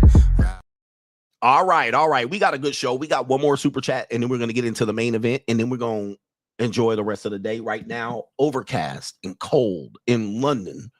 All right, London, England. Anybody want to know if you should come to London, England? All right, black men are like, they love us in London, ass Negroes. All right, so, yeah, man. Hey, black men, why do y'all want people to like y'all so bad? They be like, they like us here, they like us there. Y'all go everywhere where you think people like you. All right, yeah. Don't waste your time. Don't waste your time, bro. Stay in the United States where they don't like you there either. All right, but to think that you're going to go somewhere else and they really like us over there and you done spent up all your money to come up over here and realize you're about to get similar treatment over here. All right, coach, you don't know what you're talking about. I'm here. No one's grabbing you off the street and telling you to fuck them. All right, so I know that's what you want. And if they do, they probably want some money from you or they're a strag. Oh, by the way, they got strags here too. Ninjas always say somewhere is better. Oh, somewhere is better over there. All right. It's not. It's better where you are. Enjoying some tea, ass ninja. Oh, yes. Anyway. All right. Let's see if there's any support. There is some great support. I appreciate y'all. Oh, and coaching calls will resume next week. All right. So if you schedule a coaching call, yeah. We're going to do it next week. I can't do it now, man, because this fucking, I don't know what time it is where you are. No government name says, welcome to the UK, coach. Have any haters called you a passport bro yet? Also, let me know if you need some restaurant recommendations. I've been treating myself like you suggested, so I know some spots. Let me know some spots. I've been all over Soho. Soho has a lot of great restaurants. Sexy Fish. Shout out to Sexy Fish. They threw a good piece of meal together. I've had fish and chips and green peas. Never again. I'm done with fish and chips forever in my life. I don't have to have another fish and chip. All right, but shout out to everybody out there in Soho. I've been in some Dorchester counties. I've been in some places, but let me know if you have some. Oh, by the way, they have a lot of different food here. The Indians have restaurants here. The Asians are crazy, got crazy restaurants here. The Arabs, all right, over there on is it Edgewood? The Arabs over there. Shout out to Arab money over there. All right, anyway. Yeah, lots of mealy mouth muskrats over here. This is muskrat central. All right, lots of muskrats. I'm like, God dang. All right, where are the white women at?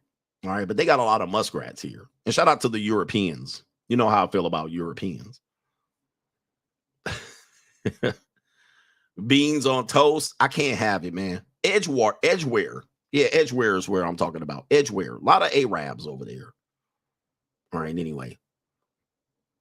I haven't been to Nando's yet. Okay. All right, where we at? Edgeware Road. Yeah, lots of 24/7 eating out there. I've been to the Piccadilly Circle. I've been to the Piccadilly. All right, where else have I been? Oh, yeah, I've been some places over there. All right, anyway. Nando's. All right, maybe I'll go there tomorrow. Maybe I'll go to. Oh, Nando's sucks, somebody says. Okay, well, I guess I won't. All right. I don't want beans on toast. But Piccadilly seems to be a good place. Soho seems to be a good place. Plenty of restaurants there. All right. Oxford Street. I was on Oxford Street today, shopping, picking up some shopping. But anyway, I don't know if I'll get it all. Pause. Shout out to Kaylin says, what's up, coach? He says, I hope you're enjoying your time in the UK. However, I know the UK is very woke and feminist, driven just like the States. He says, for your sake, I hope you don't deal with anyone or anything too crazy. Enjoy the UK JUCO the best you can. Yes, I got insight. Man. Listen, I got the people that know people here in the UK. Anytime I travel, I know people that know people. So I can make sure that if you didn't join me on Locals, I had the nicest flatback Russian Natashka. She could barely speak English. She was fantastic. All right, I'm going to tell you, man. All right. She was fantastic. Okay, Daddy. All right. But yeah, man, it's Europe. But yes, this is why, the feminist thing, I don't really worry about them because I don't approach normies. Like, I don't deal with normies anywhere that I go. I'm in the underworld. You know what I mean? Okay, Daddy. I'm on the dark side. All right. So the dark side is litty as fuck. I don't have to worry about feminists too much. Bruv. Like, I don't have to worry about shit. I don't be outside, just be outside at the bar or the fucking pub trying to pick up chicks. Right, anyway. So, yeah, I had me a whole Natashka. Ooh, she was fantastic. I mean, like a pretty Natashka. Well, listen, I can't talk, but the receipts are over on Locals. The pretty Natashka. Anyway, she was inviting me to Moscow and shit. I thought I was Lee Harvey Oswald for a second. Okay, Daddy. She looked like Marina.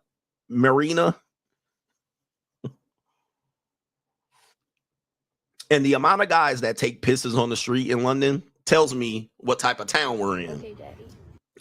You could be walking down the street and they're just going to be taking a piss on the side of the fucking. They take a piss everywhere in London. Pissy ass dudes. All right, they just park out. I was in the Uber cab and I was driving by. What park is that called?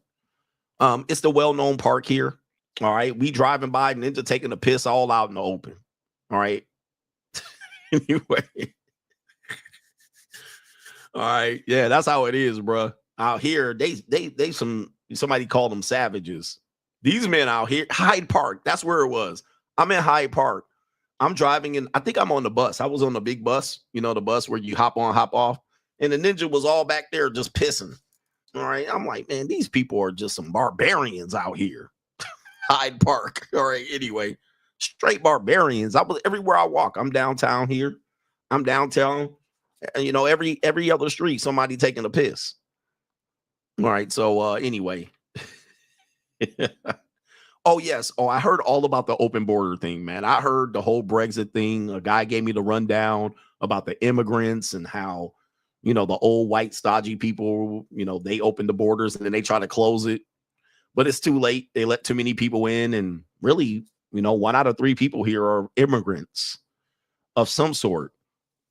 Here in London. This is in London, England. Yeah, it's not the old London. If you were here to go see dudes with top hats and tuxedo suits and chip cheerio, if you thought you were coming to London to see some chip cheerio, if you thought you was coming to London to see the Queen's English and shit, all right, and you were going to come here ho ho ho ho ho and a ho ho ho and a ha ha, you thought you were coming for that shit? It ain't here in London, bro. You come in here and it's a whole goddamn melting pot. It's going to be Arabs and it's going to be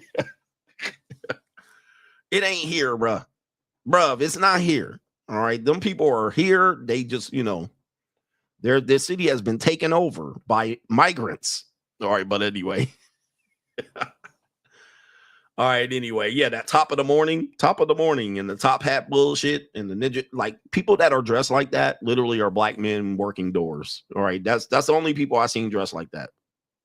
All right, mostly working the door somewhere. Nobody else dressed like that. All right, anyway.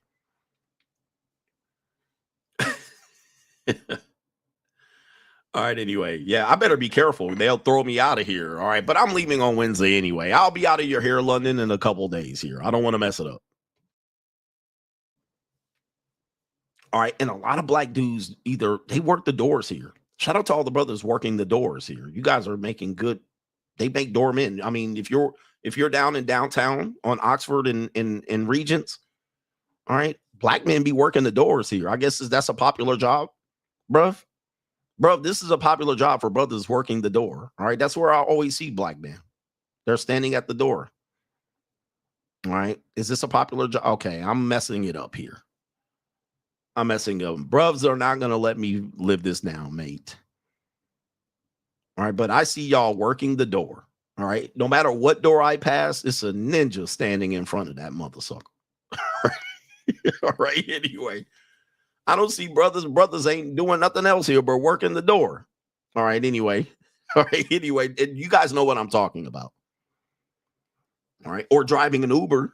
All right. I'm like, damn, do y'all do anything else here? All right. Anyway, I'm not still. Let me stop. Anyway. Okay. Very intimidating looking brothers too. All right. I'm like, these brothers look intimidating, bruv. All right, shout out to our brother. It is Mr. Travolta says, fire stream coach. He says, what do you think of the phenomenon that some men can't be red pilled no matter how hard one tries? A friend of mine was baby trapped, Mary trapped, the rapist trapped by this boss babe. And now the child is 5 months old. The baby mama's in the process of divorce, graping him to kingdom come. Marriage is just over 1 year. Classic marriage will. Luckily, child support is capped where we live. I had warned him before, during, and after, but still he makes excuses for his baby mama's behavior. He says he's FAFO. He effed around and found out, but it's still not red pilled. It's crazy to see in real time. It disgusts me. Most men won't get it. Most men won't get it. They will simply blame, maybe this woman is bad. I got a bad woman. They won't see the system or anything. This is why I will tell you guys, in your journey to become somewhat free of the matrix, free agent, red pill, MGTOW, whatever your journey is, it is a journey of a man alone. It's not for everyone else. So if you introduce topics to them, most of these people are, as we say, they have no inner conversation. They have no understanding of life. They're gone. They're NPCs. We showed you this. There's considered 80% of people have no inner monologue. They don't know what to do. They don't know where they're going. This is why you can't listen to a lot of them. Just live your own life. This is not something that we're trying to witness and tell people about and make them aware. Now, if you come to the circle, or as they call it, the echo chamber, we can share stories because we're somewhat prepared for it. How many people have you suggested watching my videos? Hey, you need to watch CGA. He's going to put you up on game. And they said, this guy's too much for me. I can't take it. Now, for me, I think I'm normal. But I know I'm the king of kings. I don't think I'm very extreme. But for a lot of men, I'm extreme. So they watch me and they're like, yeah, he makes a little bit of sense, but they're living the hope strategy.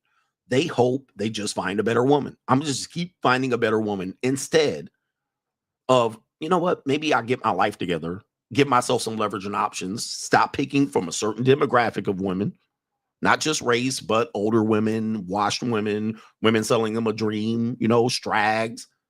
I'm not going to correct any of my behavior. I'm just going to hope I find the right one. And recently I found the wrong ones. I just hope I find the right one. They just have the hope strategy. You cannot save everybody. You got to let them go.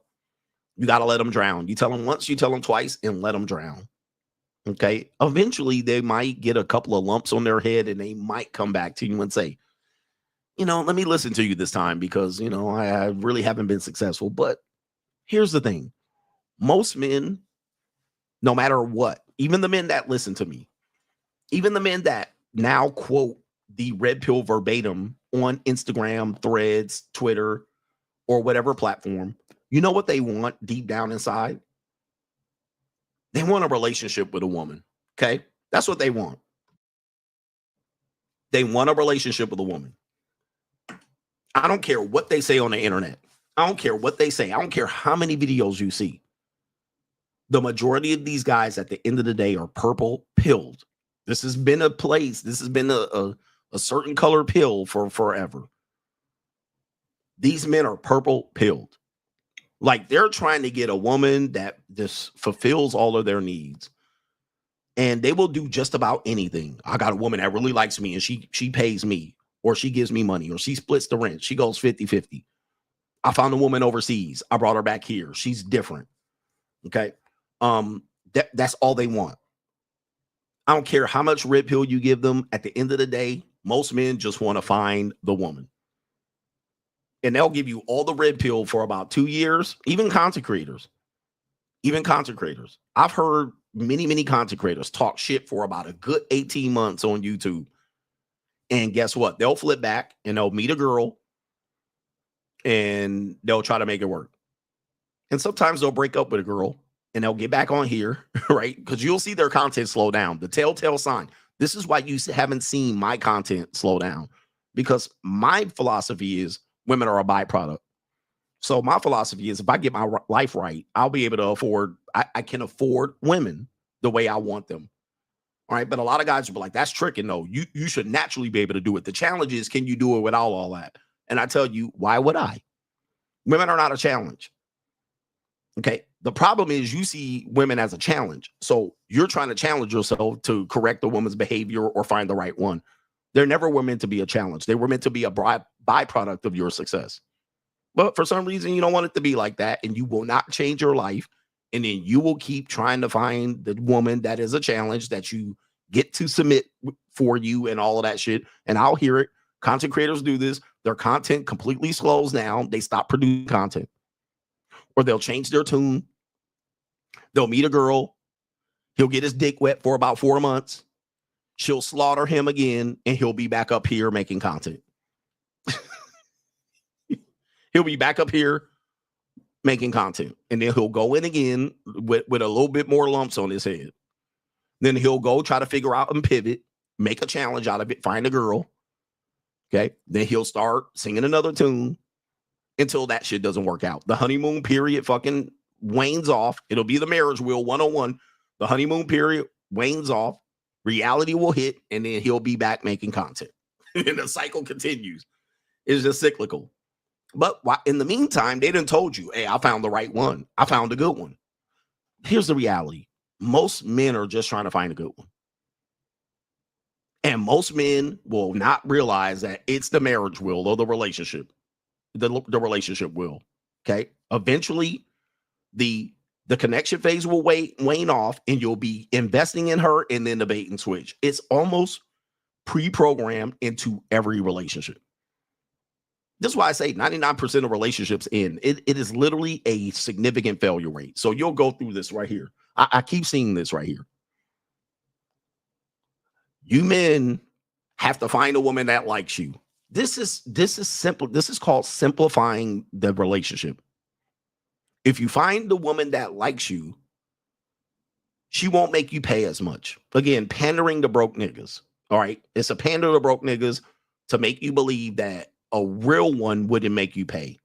This got to be the dumbest shit. Number one, you're simplifying it way too much. Relationships are complicated. They're not simple. By simplifying it based on she likes you and who pays, this shows me you don't have relationship experience. You don't have relationship experience. If you just boil it down to that, and you think that's going to ride for what, 10, 15, 20, 30 years, you think you can maintain the relationship at that level? You're not going to. The relationship is going to evolve and change. When the evolve and change happens, that's called the bait and switch. What happens to the relationship? It almost implodes, inevitably. It's going to implode. Just say, for instance, she loses her job and she can't pay no more. And then she's looking at you. Aren't you going to pay and cover the end? And you're going to say, no, implode. What if she doesn't like you anymore? It happens all the time. What happened? The relationship implodes. What if she finds a guy that says, oh, I'll pay for everything. And then monkey branches, which she'll do. It implodes. Right? So you guys are here's what I'm going to say for the people who don't understand me. What humans fail to do is understand this relationship wheel. Okay, let me put this up again. And this is just human behavior, people failing to recognize the flaw in the human behavior. The engagement phase, right? This is connection phase. We all pretty much love this phase. It's great. That's the upper right corner. Then the investment phase, or the real life phase. You move in together. You produce children. You buy furniture at IKEA. This is the investment phase. Most relationships pretty much do well up until that point. Almost all relationships get to this point. This is when it implodes. Somebody changes the rule, the man or the female. The man gets more possessive and controlling. Implosion. The woman wants more freedom. Once you start investing and getting comfortable, implosion. Most relationships completely implode right there. About 80-90% of them implode right there. One change of the relationship dynamic, gone. Somebody grows apart. Somebody starts fucking having an affair. Somebody gets less sex. Somebody gets frustrated. Implosion. Now, this is pre-programmed in the relationship. This is pre-programmed. If you don't recognize this is going to come, what we tend to do, and I want you to listen closely, what we tend to do is we judge the end of a bad relationship with the beginning of a good relationship. Listen to me. So when I hear people say, I met a good one, she down. How long y'all been together? 6 months. I'm like, bruh. We judge the end of bad relationships versus the beginning of good relationships. This is a mistake. This is a critical flaw of loser normies and whatnot. We'll go through a bad relationship. We'll remember all that trauma. She did this and she did that and she did this. She started going to girls' nights out. She drifted away. She. And so you'll tell me all of your ex's problems. Then you'll go to the new woman and tell me, oh, she better, she different, she knows me, she listens to me, blah, blah, blah, blah, blah. Let me stop you. If I took your ex and said, how was your relationship with your ex at the beginning, the first 6 months, the first year, the first 2 years, it will be exactly like the new relationship you're describing. But for some reason, you want to tell me your ex, and men and women do this, you want to tell me your ex was a piece of shit and convince me that she was a piece of shit all throughout the entire relationship, which is not true. At one point, the beginning of your relationship with your ex pretty much mirrored the beginning of your relationship with the new woman or new man. It was the same thing. That's why you stayed with the previous person. Now, the back end of the relationship got hairy. It got disgusting. And that's what left a bad taste in your mouth. Then you meet the new person and they're somehow an angel. She gets me. No, you fucking idiot. That person is the same person your ex was at that point in the relationship. But now your ass don't see it coming because you've been dealing with toxic, the bad end of the bad relationship, the bad end of the previous relationship. And you're comparing it against the good part of the new relationship. You fucking idiot. Until you get the year 3, 4, 5, 6, wherever it imploded with the bad relationship, until you get to that with the new relationship, you can't compare either of those relationships. You can't compare them. They're completely at two different points. You're judging them from two different points. And you do this over and over and over again. Meanwhile, I'll ask you this. How did you improve your life? Did you improve your life at that point? You didn't improve your life. Your life is still the same goofy ass life that you had when you broke up with your ex. Now you're with this person and your life look the exact same. And then when that relationship implodes, in which 99% chance it will, your ass gonna be set back double. So It's like, I'm like, bruh, this is not even a fair way to judge both relationships or even both women. Or if you're a woman listening to me, you can't fairly judge both men by the end of your bad relationship versus the beginning of a new relationship. You cannot judge that. But go ahead and do you. Go ahead and do you. Now, meanwhile, I want to tell you, I haven't had a relationship that I considered a official relationship. Now, I've had a lot of girls and girlfriends and side chicks and JUCOs. I've had a lot of women in this time. I haven't had a legitimate relationship since 2016 because I vowed at that point that they were pointless. I'd rather take my life, elevate my life significantly. At that point in my life, I'm making 80, 90K. Today, I wish I could tell you how much I made, but you guys would be appalled. My life has significantly improved. I mean, the same person I was in 2016 after my last official relationship where I went official with a girl. From today, damn near 10 years later, 9 years later, it's night and fucking day. I've traveled to 20 countries. My income has, I can't even tell you how many X'd it is X'd. I got focus. I have clarity. I done boned and fornicated with 9s and 10s, legitimate 9s and 10s, and I got the receipts. When literally I was born in fornicating with 4s, 5s, and 6s. Right? And let me tell you, man, never be ashamed of that because most of y'all life has been turned upside down by a 4, 5, or a 6. None of y'all been out here with y'all life turned upside down with a 9 or a 10. But I've been in bed in the last 24 hours with a pure 9 or 10. All right. Let me tell you something, at least a 8.9. All right. And if you don't think I'm lying, subscribe to my locals. Okay. Subscribe to my locals. Yep. Y'all done been turned over by frumpy 4s in London. Turned inside out and upside down. Thinking you was doing something. A frumpy motherfucking 4. A 49er turned your goddamn life inside out. Right? Like, bruh, when I tell you, bruh, dude, there's a different way to do this. You don't want to do it. All right. I don't want to do it like that. I want somebody to love me. Someone to love. Girl, if you need a friend, I'll be the one. You can call on me. Just take my hand and lead the way. Ass nigga. All right. Girl, if you need someone to love. Ass nigga. All right, come on, man. Sheesh. Sheesh. But I'm giving you this knowledge, man. I'm giving you this knowledge, man. Y'all niggas ain't left Cleveland yet. You still stuck in Cleveland. Look, if you still dating women in Cleveland, your life is fucked up. I'm going to just tell you that right now. If you are still in Cleveland and you're still dating women on Tinder in Cleveland, and you're going to tell me about all these single mamas on Cleveland, your life is fucked up.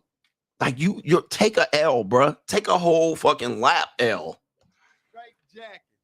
And just still in Cleveland trying to make it work in Cleveland.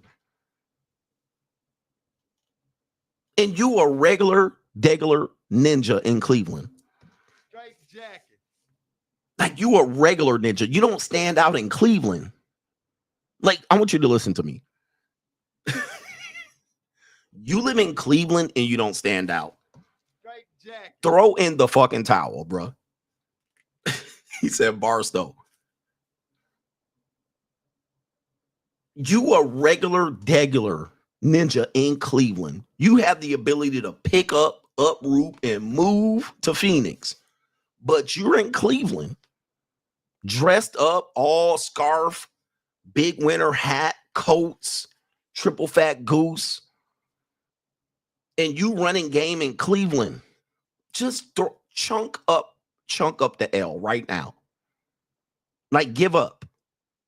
And you still with fat strags in Cleveland telling me you got the mouthpiece. Bruh, just give it up, ninja. Straight jacket.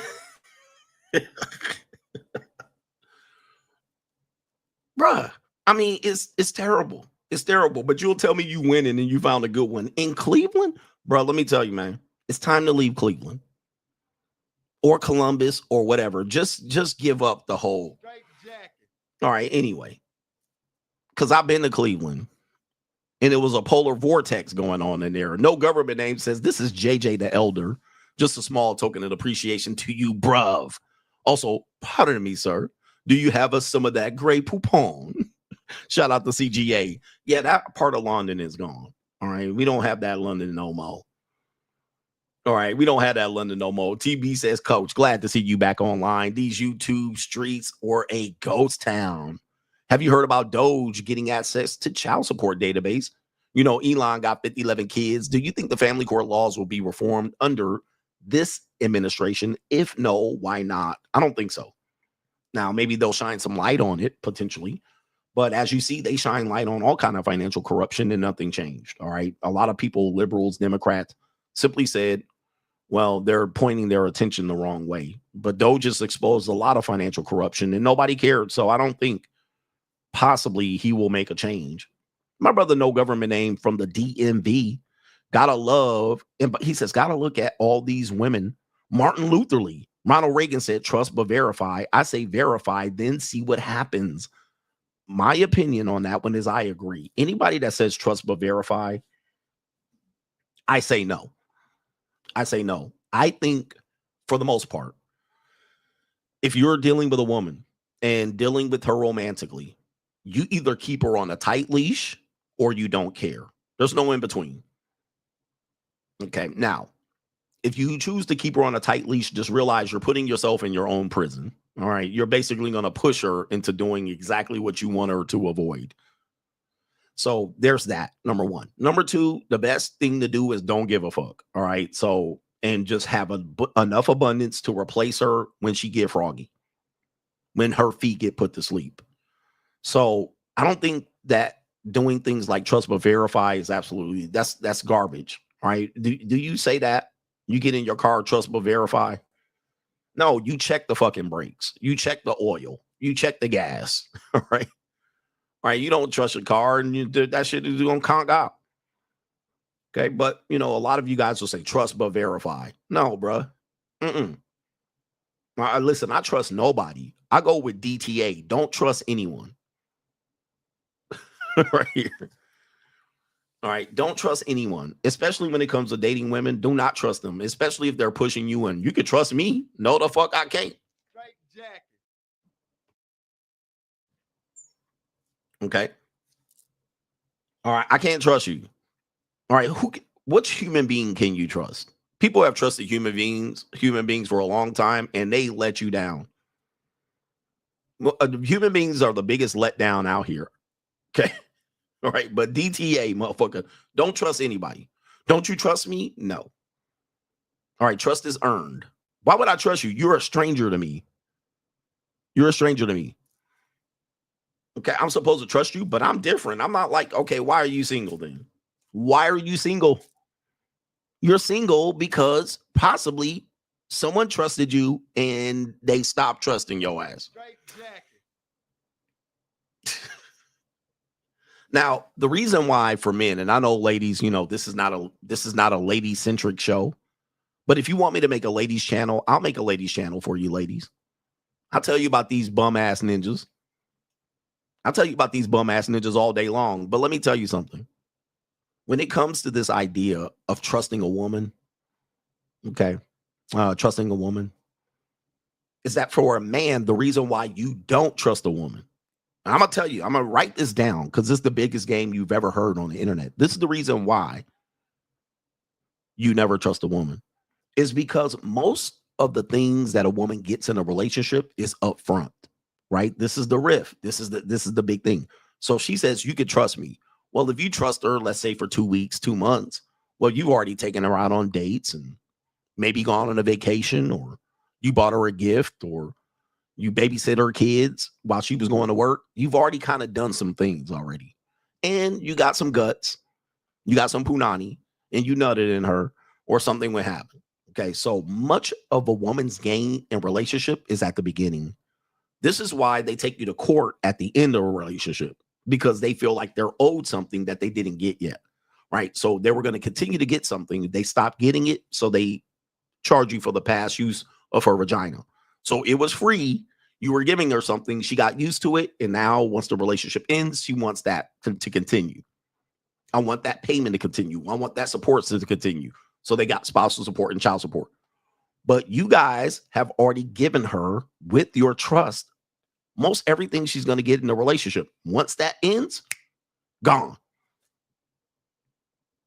Okay, so now that's where the rift is. Now for you as a man, much of what you got from her was at the beginning as well.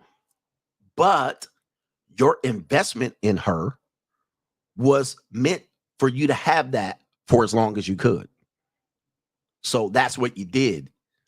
Soon as the relationship ends, all that investment is gone. Right? There's nothing else to gain once it ends. But for her, there's more to gain. So potentially I can get more attention, money, energy, attention, and time from you once the relationship. But much of the woman's trust, the game is, you can trust me. She's going to get rewarded up front. All right. So that's why you don't trust. You have to have her earn that and continue to understand she's on probation. She's on probation. And no, I don't trust you. Right? I don't trust a goddamn, I don't trust anything you do. Why? I don't trust you. All right, you're too dangerous to trust. Shout out to our brother. Is it Florida? Rock and Roller says, I know what's off topic, but this is the first time I caught you live. My brother is an ex-NFL player. His wife just said, after 15 years of marriage, that she's not happy. The marriage will is undefeated. Please play the I'm not happy sound effect. If I have it. I don't know if I have it on this particular system here. But of course, the marriage will is undefeated. Okay. All she has to say is, I'm not happy. All right. I don't have it on this sound effect system right here, unfortunately. Do I have it? No. Okay. But I'm not happy is the way out of a relationship with a woman. All right. So 15 years down the drain. And she's not happy. It's not that you cheated and beat on her and beat her from pillar to post. None of that. She just simply is not happy. And guess what? There goes her kids. There goes everything you've invested. And now she's going to chase happiness. This is what I'm going to tell you is they're never happy. So I don't know what she's going to get happy about. But that's just basically saying we are reconcilable differences. We're never going to repair this relationship. Thus, I'm going to go find my happiness. Essentially, where she wants to go is she wants to go back to the streets. All right. So do we have that sound effect? The streets are calling her. All right. She wants to go back to the streets. So, or she no longer can manipulate you or control you. Thus, as a result, you're out here trying to figure it out. You got to pick up the pieces. Chris says, Coach, she got me. Joined the free agent lifestyle after my ex. Met a girl, was with her for 2.5 years. We had some issues, mostly negativity, and her not having a steady career. Some of it is on me. Last week, she just moved out and left me out of the blue. Cold world, man. Cold world. All right, you gave her a chance. You know, it's like the scorpion and the frog. It's the snake and the woman. And now what do? I hope you weren't in a 50-50 relationship, because if she left and you are supposed to pay your rent, but you had a 50-50 agreement, how are you going to live and maintain your standard of living? I hope you didn't have kids. I hope she's not pregnant at the moment. 100%. So when they're ready to leave, they're ready to leave, and really nobody holds them accountable. They're really going to be the victim. So these are all the dangerous games we play. If you accept these rules and participate with women, then you accept the rules and you understand what you're getting into. You get her pregnant, you got to take care of the kids. But yep, sounds like my old roommate. She already, and by the way, she already made her new landing spot. When a woman leaves, her next landing spot is set up, right? And right now, the girl that left you is getting her fucking cheeks clapped right now.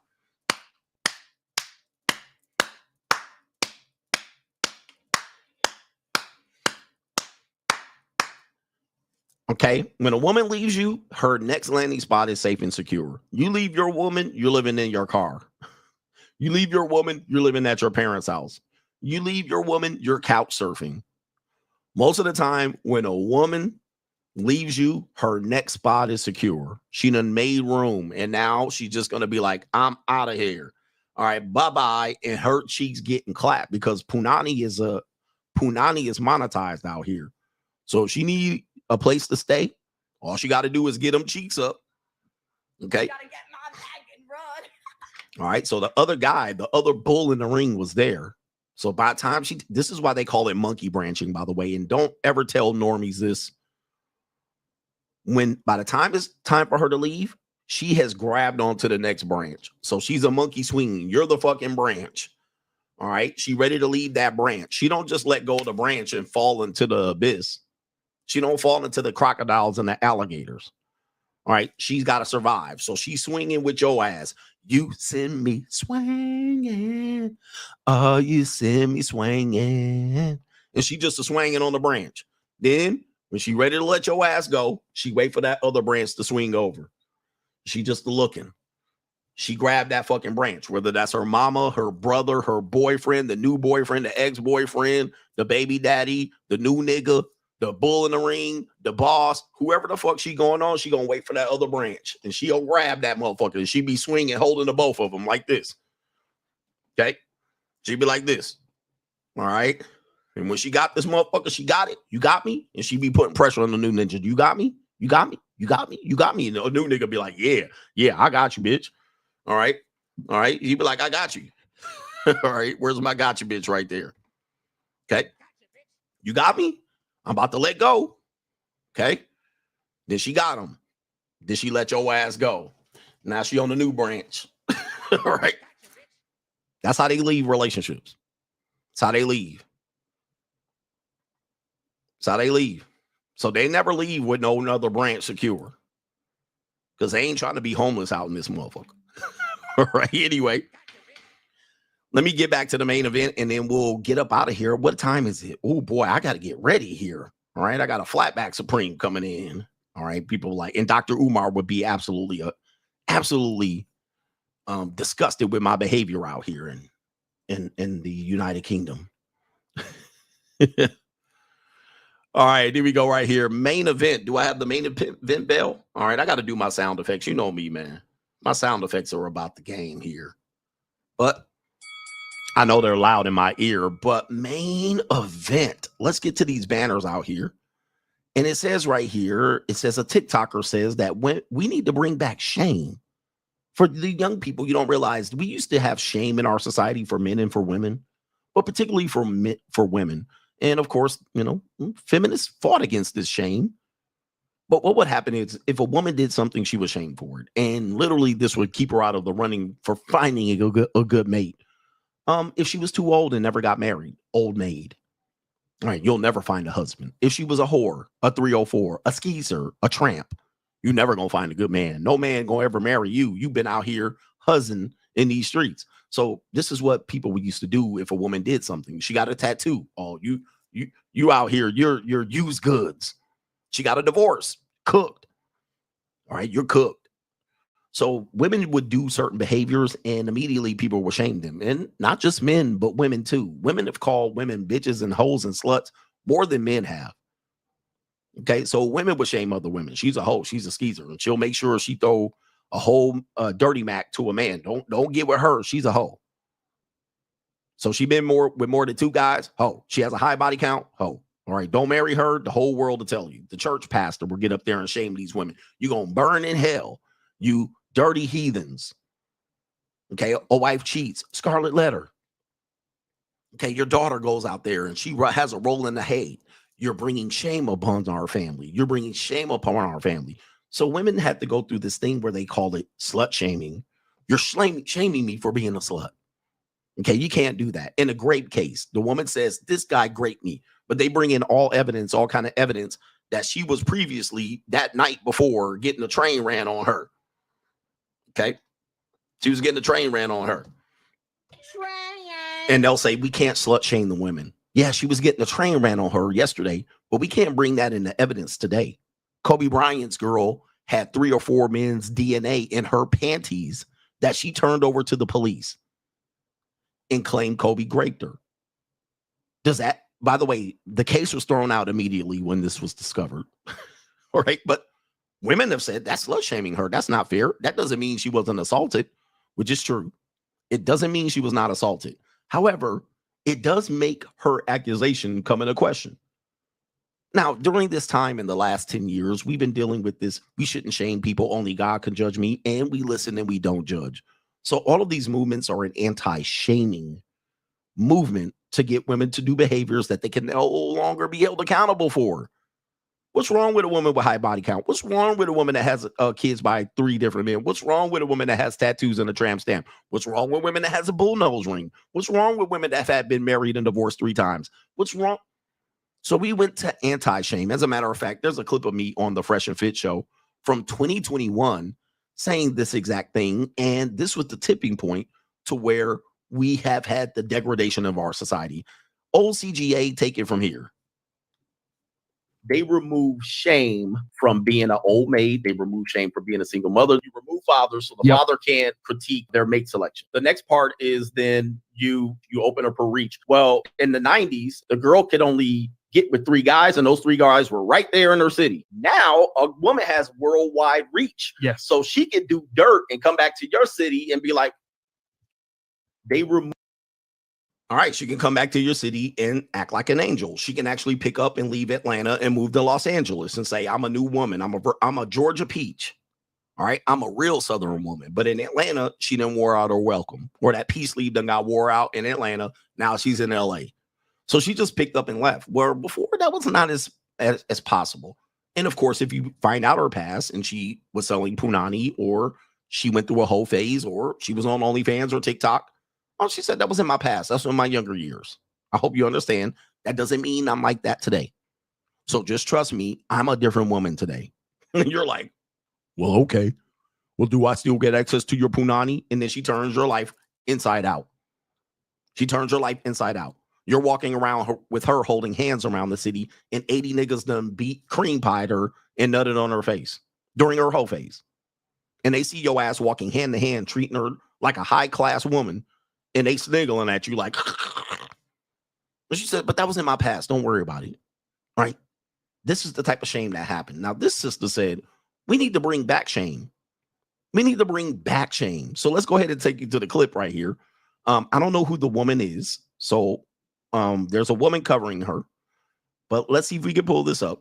This woman says, we need to bring back this shame. We let it go a little too far. Let me know if you agree with this sister right here. Here we go. Please bring back women with class. Please. Like, we need to bring back shame. There has to be some shame in the game. Women just run around saying anything, doing anything, posting anything because there's no shame in the game. Then y'all just be like, let people do what they want to do. When I was growing up, we couldn't do what we wanted to do. Everybody has say so on what we did. Our moms, our dads, our grannies, our granddads, our aunties, uncles, principals, teachers, neighbors, people walking down the street. It didn't matter. And that is what kept us from acting the way the world acts today. Because we was embarrassed to make ourselves look stupid. We was embarrassed to post certain things on social media. We was too embarrassed to walk outside looking any kind of way. We was embarrassed because we didn't want to be shamed. But y'all make everybody think everything is okay and everything is not okay. Can we please get back to class? Please. Morals, morality, respect. I am so tired of the ratchet whore culture. I'm tired. Can we please bring back women with class? Oh, no. All right. I'm sorry, ma'am, but it's too late. Too late, baby. Bye-bye. Hey, I'll be there tonight. Hey, you've been left behind. Hey, listen. And now it's my time to shine. It's too late, baby. Bye-bye. Kevin Samuels had a whole movement. Kevin Samuels had a whole movement that went popular in feral, and y'all crucified the ninja, had him out there dying in the hands of a gordita. All right, but that's neither here nor there. Gentlemen, ladies, it's too late. This is the new norm. Y'all asked for this, and now you're going to live it out. See, there's no fixing this. There's no fixing this. Pandora's box is open. So we cannot just ignore the past and say, okay, we learned our lesson. This is typically what women want. They want a result, but they never think, oh, let me see what the result of that is going to be, because there's a cause and effect relationship to everything. Hey, we wish no one would shame us anymore. But then class erodes, and you have ratchets, and then you have, marriages decline, the birth rate declines, and they go, oh, let's go back. Let's go back to when we can shame people. But you can't anymore. You've then opened the box. A brother was describing this here in the United Kingdom when they left Brexit. All right, so the Brexit. So Brexit, when they left, they said, hey, this will cure our immigration problem. But then when they went out there, what happened was it caused a problem. There was an adjustment period. There was an adaptation. And now you have a new reality. Well, now people want to go back. Well, maybe being in the European Union was not so bad. But maybe we shouldn't have left. Well, it's too late. It's too late. Now you have to deal with your new reality, or you have to let the adjustment period produce its new result. There's always a cause and effect. So when women say, we shouldn't be out here criticized for what we wear, well, if you have more men, saying things to you on the street, or by virtue of that, most men ignore you now. You're not getting the attention. We hate guys that cold approach us. Stop and leave us alone. Just because we're out doesn't mean we want to be approached. Okay, men, stop approaching. Why don't men approach anymore? There's always a cause and effect relationship. And this will tell you, a lot of human beings don't realize this. This is why initially you'll have a rule book, but the rule book will quadruple, because you'll have a rule. People will usurp the rule, and they'll make a rule for that rule. And then you'll have to make a rule for that rule. Then you have to make a rule for that rule. So the more rules you have, the more rules that will be created. And so since women told us, don't slut shame us, let us be. Let us do what we want. We want to be independent. Oh, now you want to come back because the economy is whooping your ass. And you want to say, well, we want men that are finished products and that will cover 100% of the bills.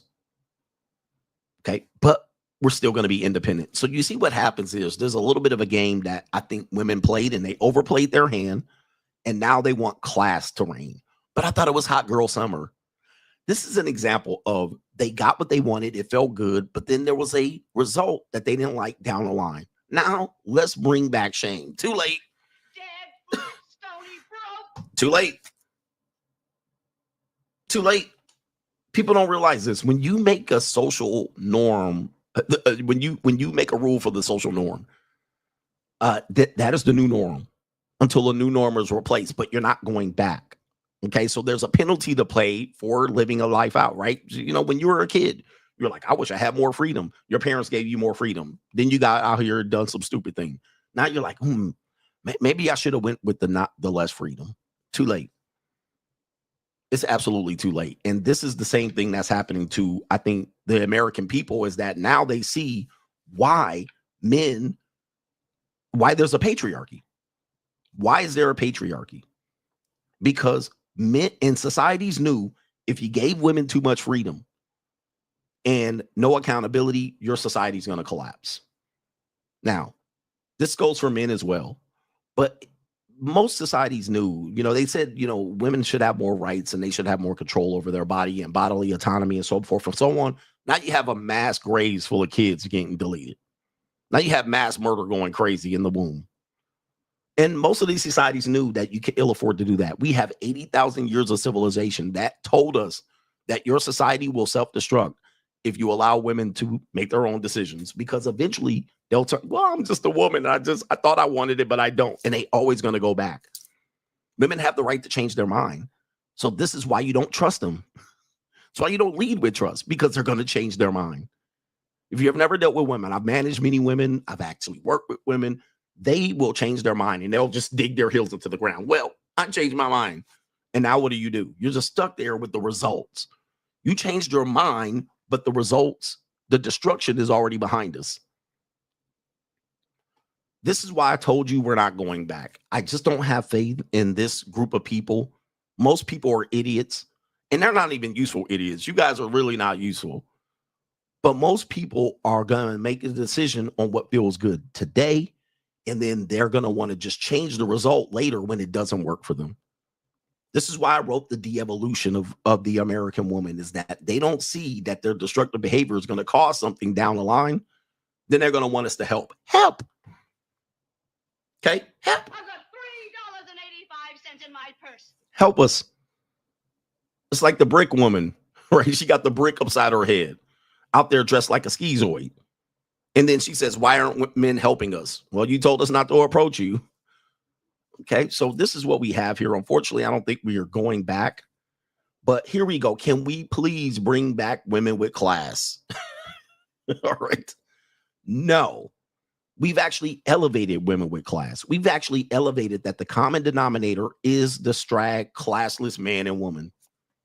We've celebrated them. We actually go overseas and people mimic us being classless, antisocial rebels. It's cool in the middle of it. But then when you get the result you want, then it's not cool. Oh, they're prejudging us. They're racist against us. Racist against who? Niggas. Okay, what did you think they were going to do? Celebrate you? Well, they like our music. Yeah, but they don't like you. They like your music. They emulate the worst parts of your behavior. Same thing with gay men. Gay men, who do they emulate? I'm going to ask you this. Who do gay men emulate? I want you to think about, and I'm not saying anything's wrong with either one of these people, but I want you to listen to this. This is going to make sense. Who do gay men emulate? In everything. I'm going to just, yes. They everything about their characteristic is like about a fat black woman. They emulate fat black ghetto women. That's their whole persona. When they want to be flamboyant, that's who they emulate. Not white women, not Asian women. They basically carbon copy the behavior of fat black women, and they run with that shit. They run with it. And then when you see one, you just be like, wow, look at what they took. Look at what characteristic they took. The whole sachet, if they could do the splits, they loud, aggressive, they be like, it's basically an overweight black woman. That's who their persona is. Not all gay dudes, but yeah, a lot of them are. The more verbal, vocal, flamboyant ones. It's an overweight black woman that they got carbon fucking copy. It's the hyena, as Crimson Cure would say. It's the strag, as Angry Man would say. That's basically their whole persona. It's just like, wow. And then when you talk about people being stereotyped, I'm like, you literally celebrated these guys for basically carbon copying your behavior. Talk to the hand and 2 snaps up. It's the whole thing. It doesn't matter the race of the gay dude. It's basically a fat black woman. Yeah, the sapphire, the sapphire, the Jezebel. And they'll do that and listen to the music and play Too Short, and they'll do all of that shit. And then you'll be talking about somebody stereotyping you. So with that being said, the problem is then people want to go back and say they're being victimized by stereotyping, but you celebrated it. You made that your persona. And then you want to say there's a penalty for that, but you didn't penalize these people for taking your whole goddamn swag. You celebrated them doing it until it became something that hurt you. And we do this along the way. We actually think people are celebrating us, but they're mimicking us. They're mimicking the poor qualities of you. So when you go to Japan or some areas in Asia and they're dressed up like drill rappers, you're like, they like us. No, they don't. They're emulating the poor qualities of you because it's entertaining and it grabs attention. And then when you're no longer that, or you're not that, then you're not useful to them. But you can't take it back. That's the important. You can't. That's the important thing. You can't take it back because you wanted the rewards. Now the rewards come with consequences and repercussions. Then you want to take it back. Can't take it back. It's too late. We have elevated the common denominator as the lowest common denominator. You celebrated it. Can't take it back. So now class, which was previously rebellion, that was seen as rebellious. Oh, they're strong. They're rebellious. It's kind of like the cool kid in high school. The cool kid in high school was seen as a rebel, cool, above the fray. You know what I mean? Oh man, I wish I was as smart as him. I wish I could get around. He talks back to the teacher. And it seems fun when you're in high school. Then he's somewhat like that year 1 or 2 out of high school. Maybe he goes to college, community college, or maybe he's just cool in these streets. It seems cool as fuck. And you're like, damn, he's super duper cool. Then about year 3 removed from high school, you realize this guy is on a slippery slope to being a loser. Now, certainly after year 5 or the 10-year reunion, you realize that that guy is a loser. But during the time, you thought he was a winner. And I'm wrapping this up. So you thought that classless, rebellious behavior was a dub. He was going to be successful in life. He got all the attention and all the women. But let that shit get to the 10-year reunion. Okay, what ended up with this guy? Nigga still like working at Amazon, UPS. These are all good, honest jobs. But that was it. It came with consequences down the line because that behavior was rewarded, so he continued to live it. And he's still wearing cornrows and baggy pants and basketball jerseys. He's still doing this shit. And he still think he's super fucking cool. Wait till you get to year 15 and 20. This dude is an abject loser. Up and down the line. He has lost in life. In fact, he has gone backwards in life. And you've gone 100 steps forward. So this is the type of idea where we reward this behavior up front. Then over time, you see the consequences. And these guys will tell you that the white man's keeping them down. Institutional racism. And people are judging him. And he's never left Cleveland the entire time. He's never left Cleveland, Ohio. He's still the coolest guy in his 40s in Cleveland. And there you go. This is the same thing that we're seeing with the women. Now you had all the Freaknik, you had all the Instagram, you had the TikTok and the OnlyFans. Y'all was able to sell pussy. But guess what? We still have low-class people being elevated to the top. Now you want to fix it. Can we go back to shame? The answer is no. Right? No.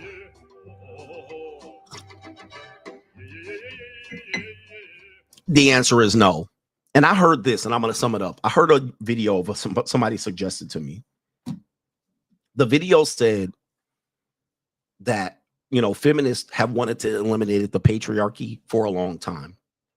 And we hear this a lot of time. It's the patriarchy. We should let women rule and these type of things, which I think is foolish because we shouldn't be judging people's leadership based on their gender. But at the same time, but she says we cannot get rid of the patriarchy as long as this exists. I want you to think about this. As long as this exists, the patriarchy will still rule. And I said, this is true because I talk about this all the time. This is why I'm confident that we will never have a society that succeeds based on feminists or, you know, women ruling, because this one thing exists. And she says, if this is continue to be done, the patriarchy will still rule. And that one thing is women selling pussy. You get it through your thick skull that I'm broke. Dead, flat, stony, broke. I've got $3.85 in my purse. As long as men dominate women in bed, and that the natural order is she submits and receives, I penetrate and give. And as long as a woman will do it for $5, $50, $100, any woman, $1,000, $1,500, as long as a man with money and power can pick, because she's still going oochie ouchie, whether I bought it or she gave it to me. But she said, we need to stop these women. This is, by the way, the de-evolution that I talked about. Now women are celebrated for doing it. Yeah, you go, girl. And women are like, hey, you got to do what you got to do. Bad economy. As long as that exists, there's no end to patriarchy. Men will still dominate women. You can't have a society where women are out here doing that, but then they're still out here winning. Because the dynamic changes. If the woman has the power. Now, until I lay that money on her and penetrate her, her power is gone. It's gone. Dead, flat, stony, broke. I've got $3.85 in my Same thing with promiscuity. Promiscuity works until the woman can no longer be rewarded by the promiscuity. So she could go out there and lay pussy on everybody. As soon as everybody get post-nut clarity, all her power is gone. She got to go find a new guy to trick. And her value will plummet over time because now she's 35 and 40 trying to still play this game, Vivica A. Fox. So there isn't going to be no removal of the patriarchy. We've actually gone backwards where we thought the women were getting power or empowerment, but they're actually going backwards. They're getting less power.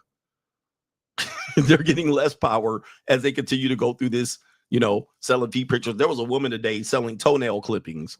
There's no getting rid of the patriarchy as long as Ninja can buy your toenails.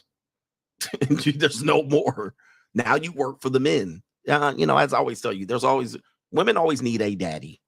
They're always going to need a daddy. All right. They're never going to get away from a system where there's no daddy. Okay, daddy. So anyway, good luck to everybody out here. I'm just here to send you this knowledge.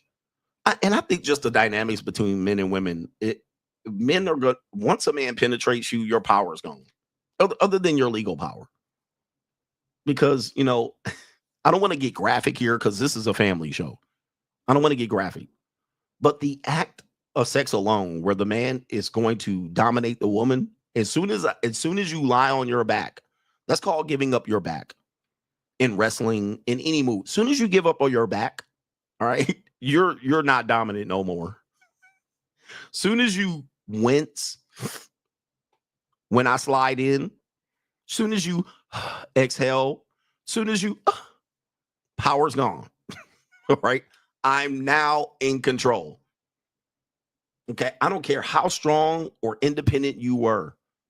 I don't care if I paid you or you gave it to me willingly. Soon as you pin your shoulders to the mat and wince or ooh, or up or oof, soon as you do any of that, I'm in control.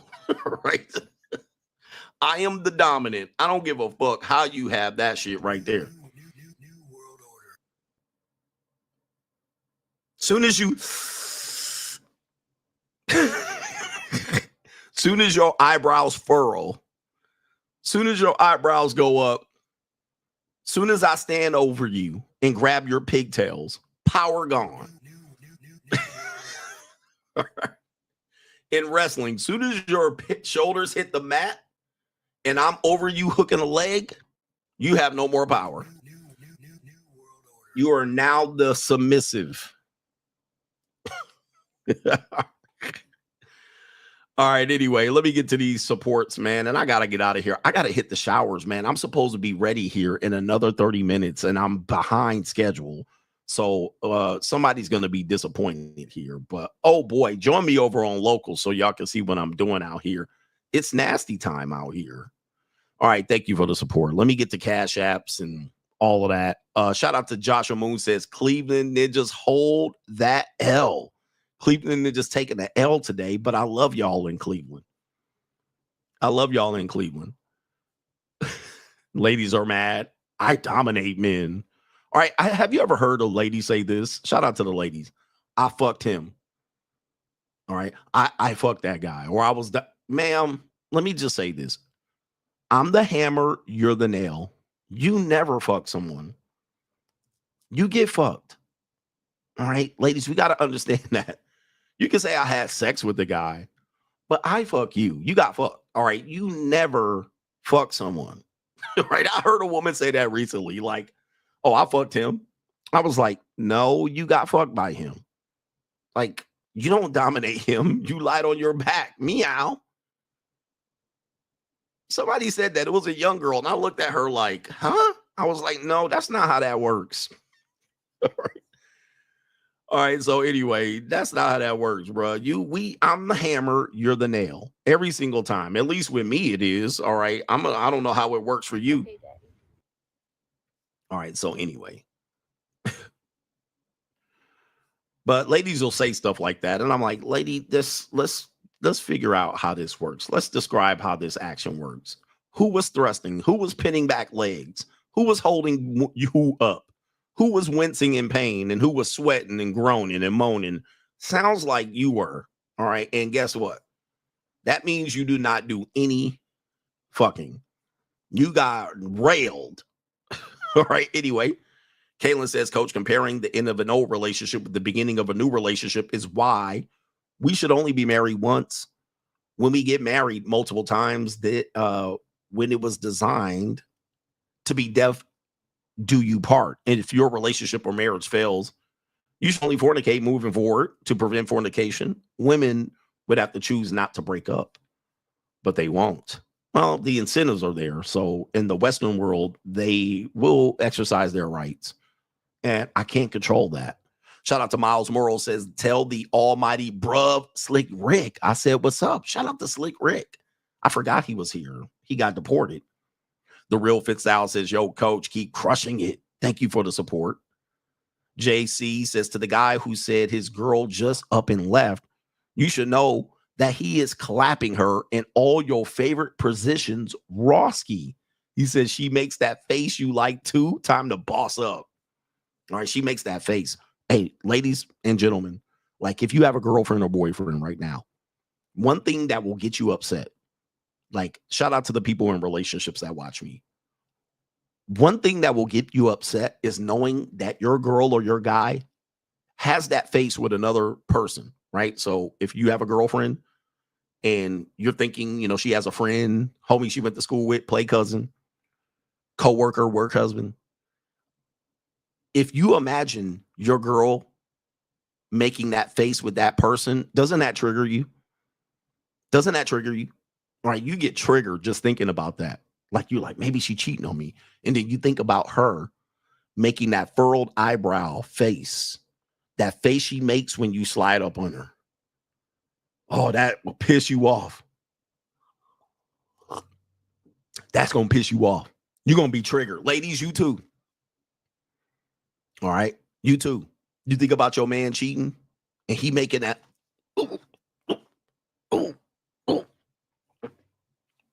He making that face right there. All right. And you think about him cheating and you wake up and you tell your man, I had a dream about you, but the dream was he was making that face. You triggered. All right. Anyway, he making that. He doing that. And you thinking about him and another woman making that man do that face.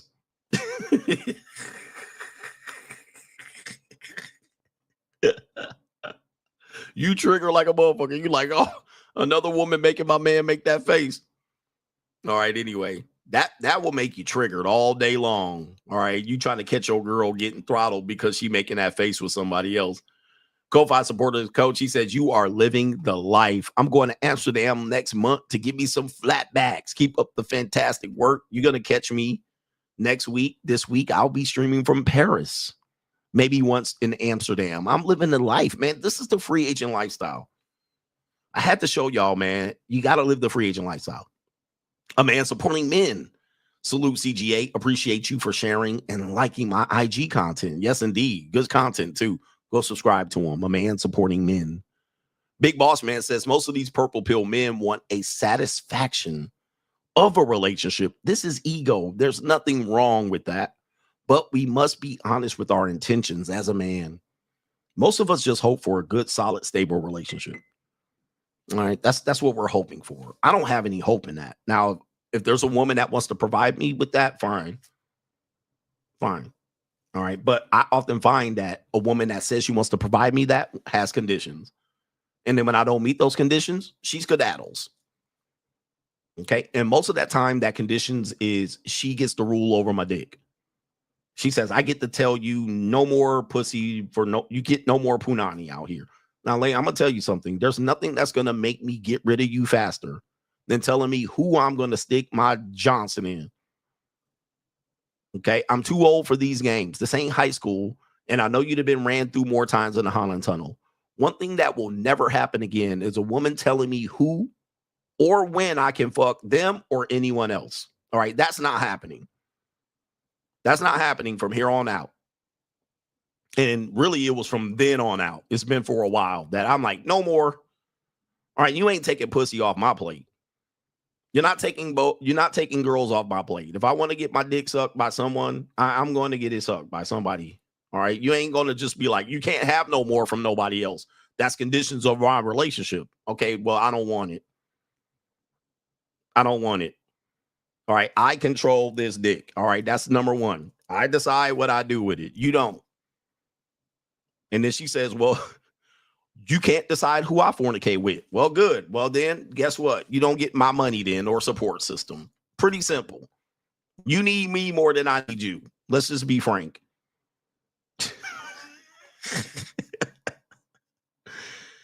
All right. Anyway, man. Hey, it is what it is. All right. That's my number one rule. You don't tell me where I put this dick. All right. That's it. Y'all ninjas, man. Y'all ninjas is crazy, bro. All right. Look, man. Y'all like, look. All right. That's the only thing I got. Now, I can't tell you where to put your punani, but I can tell you where I put my money. And it ain't you throwing punani across the stage. You ain't getting my money if you throwing that ass in the circle. So you get no support system from me either. So if you want to throw that punani around and throw it around willy-nilly, go ahead. But you're going to be broke at the end of the fucking month. I know that. All right. So you're getting no more dates, no more trips, no more shopping sprees, no more VIPs, none of that shit. All right. The support ends immediately. Jaden Hooper says, welcome, coach. You in my town now. He says, I just finished work. Check out the Brazilian Rodizio. He says they got good food, or the Alchemist bar for cool drinks. He says right here, if you want a decent experience, he says, and steer clear of the jihadis. They will get you. All right, the jihadis. Okay. All right, I'll steer clear from them. And Cam says, I remember watching one of your old live streams talking about the dark side. He says, I died laughing when you said, once you go to the dark side, you were like, wow, you over here too. He says, can I get a that's you from the goofy broads out here? He says, shout out to the coach gang. I actually have a cartoon that says that. And that's you. All right. When you go to the cartoon and you see the girl on the dark side, you're like, what? Kaylee, you're here too? She's like, a girl got to do what a girl got to do. Hey, man, I'm here to teach you young guys, man. I'm here to teach you young guys. Watch these girls that you're with right now, man. These young guys. If you're under 30 right now, listen to me, man. The girls right now are doing some undercover underneath shit right now. You don't see it. It's not apparent. But they all live in foul underneath. Under 30. Let's say under 29. These girls live in foul, meaning that these are your future wives. Trust me, gentlemen. And I'm not just saying this. They live in foul. They just hope you don't see the shit. They doing a whole bunch of shit out here. They're selling toenails. Women are selling their toenails, making $5,000 a month. Like, there's no woman out here living clean. They out here. Now, the thing is, I can see them, right? Because I got the devil's advocate shit going on. I can see them in plain fucking sight. You can't see them. Coach, there's some good women out here. Ninja, please. Okay, there's some good women out here. But let me tell you, they're good based on what you see. But they all having fun out here. Every single one of them having some sort of fun. Lily lint licking, something. They all doing something. And I don't know what it is. I can't tell you who's doing what. But I've seen some people that was doing some dark side shit, and they look like the regular girls that you see walking down the street. Right? And then you'll be like, oh, she looks like one of the good, honest ones. I'm like, dude. Remember my brother MT 1MT Skylar. Me and Skylar out in Brazil. We on the dark side one night. Then we go out to New Year's Eve right out there in Copacabana. I always say Copacabana. We're outside. We see a girl. We're like, damn. Me and her recognize the girl. He was like, hey, you recognize her? I looked at her. I was like, yeah, I've seen her before. And we didn't realize that 2 nights before, we had seen her on the dark side. We seen her doing some wild shit. But out there, she walking down the street with her mama. Now, she didn't see us, but he saw her, and he was like, hey, she was like, that girl look familiar. He's like, where I know her from? Dude, 2 nights ago, she was doing the wildest shit. But she was dressed conservatively. She was with her mom. They were walking down the street looking like a normal woman. Just looking just as normal as can be. She was dressed like a normie. She wasn't dressed like a slut or a skank. She was completely covered up, right? And he was like, oh, that's that girl from. And I was like, damn. I was like, you wouldn't even know. You wouldn't even know. She didn't have on big eyelashes, or it wasn't what you thought, which means in effect, once you see that, you can't unsee it. You can't unsee it. You're like, oh, wow. You're like, damn, somebody would easily cold approach her and be like, oh, I met this nice, light-skinned mulatto Brazilian. You think she is a nice girl the way she was dressed? And I'm like, woo, wee, man, it's a cold world. So I'm literally looking at it, and I've seen it. I've been on the dark side, and them women chase their clothes. They look like regular girls. Regular degulars, plain Janes, and all that. So you got to be careful out here. I'm just telling the men, be careful. All right, I'm not telling you to not trust women, but I'm gonna tell you, I don't trust them because they do shit on the low. They're like kittens.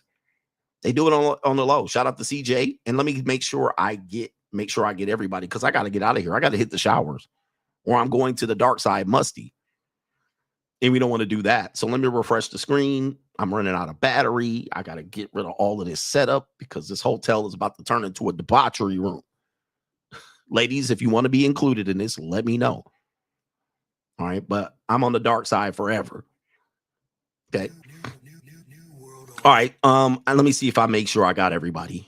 It is the Real Fit Stylist, the last one. He says I'm crushing it. And H Every Day is the last one. He'll have the last word. Do me a favor, hit the like button on the way out.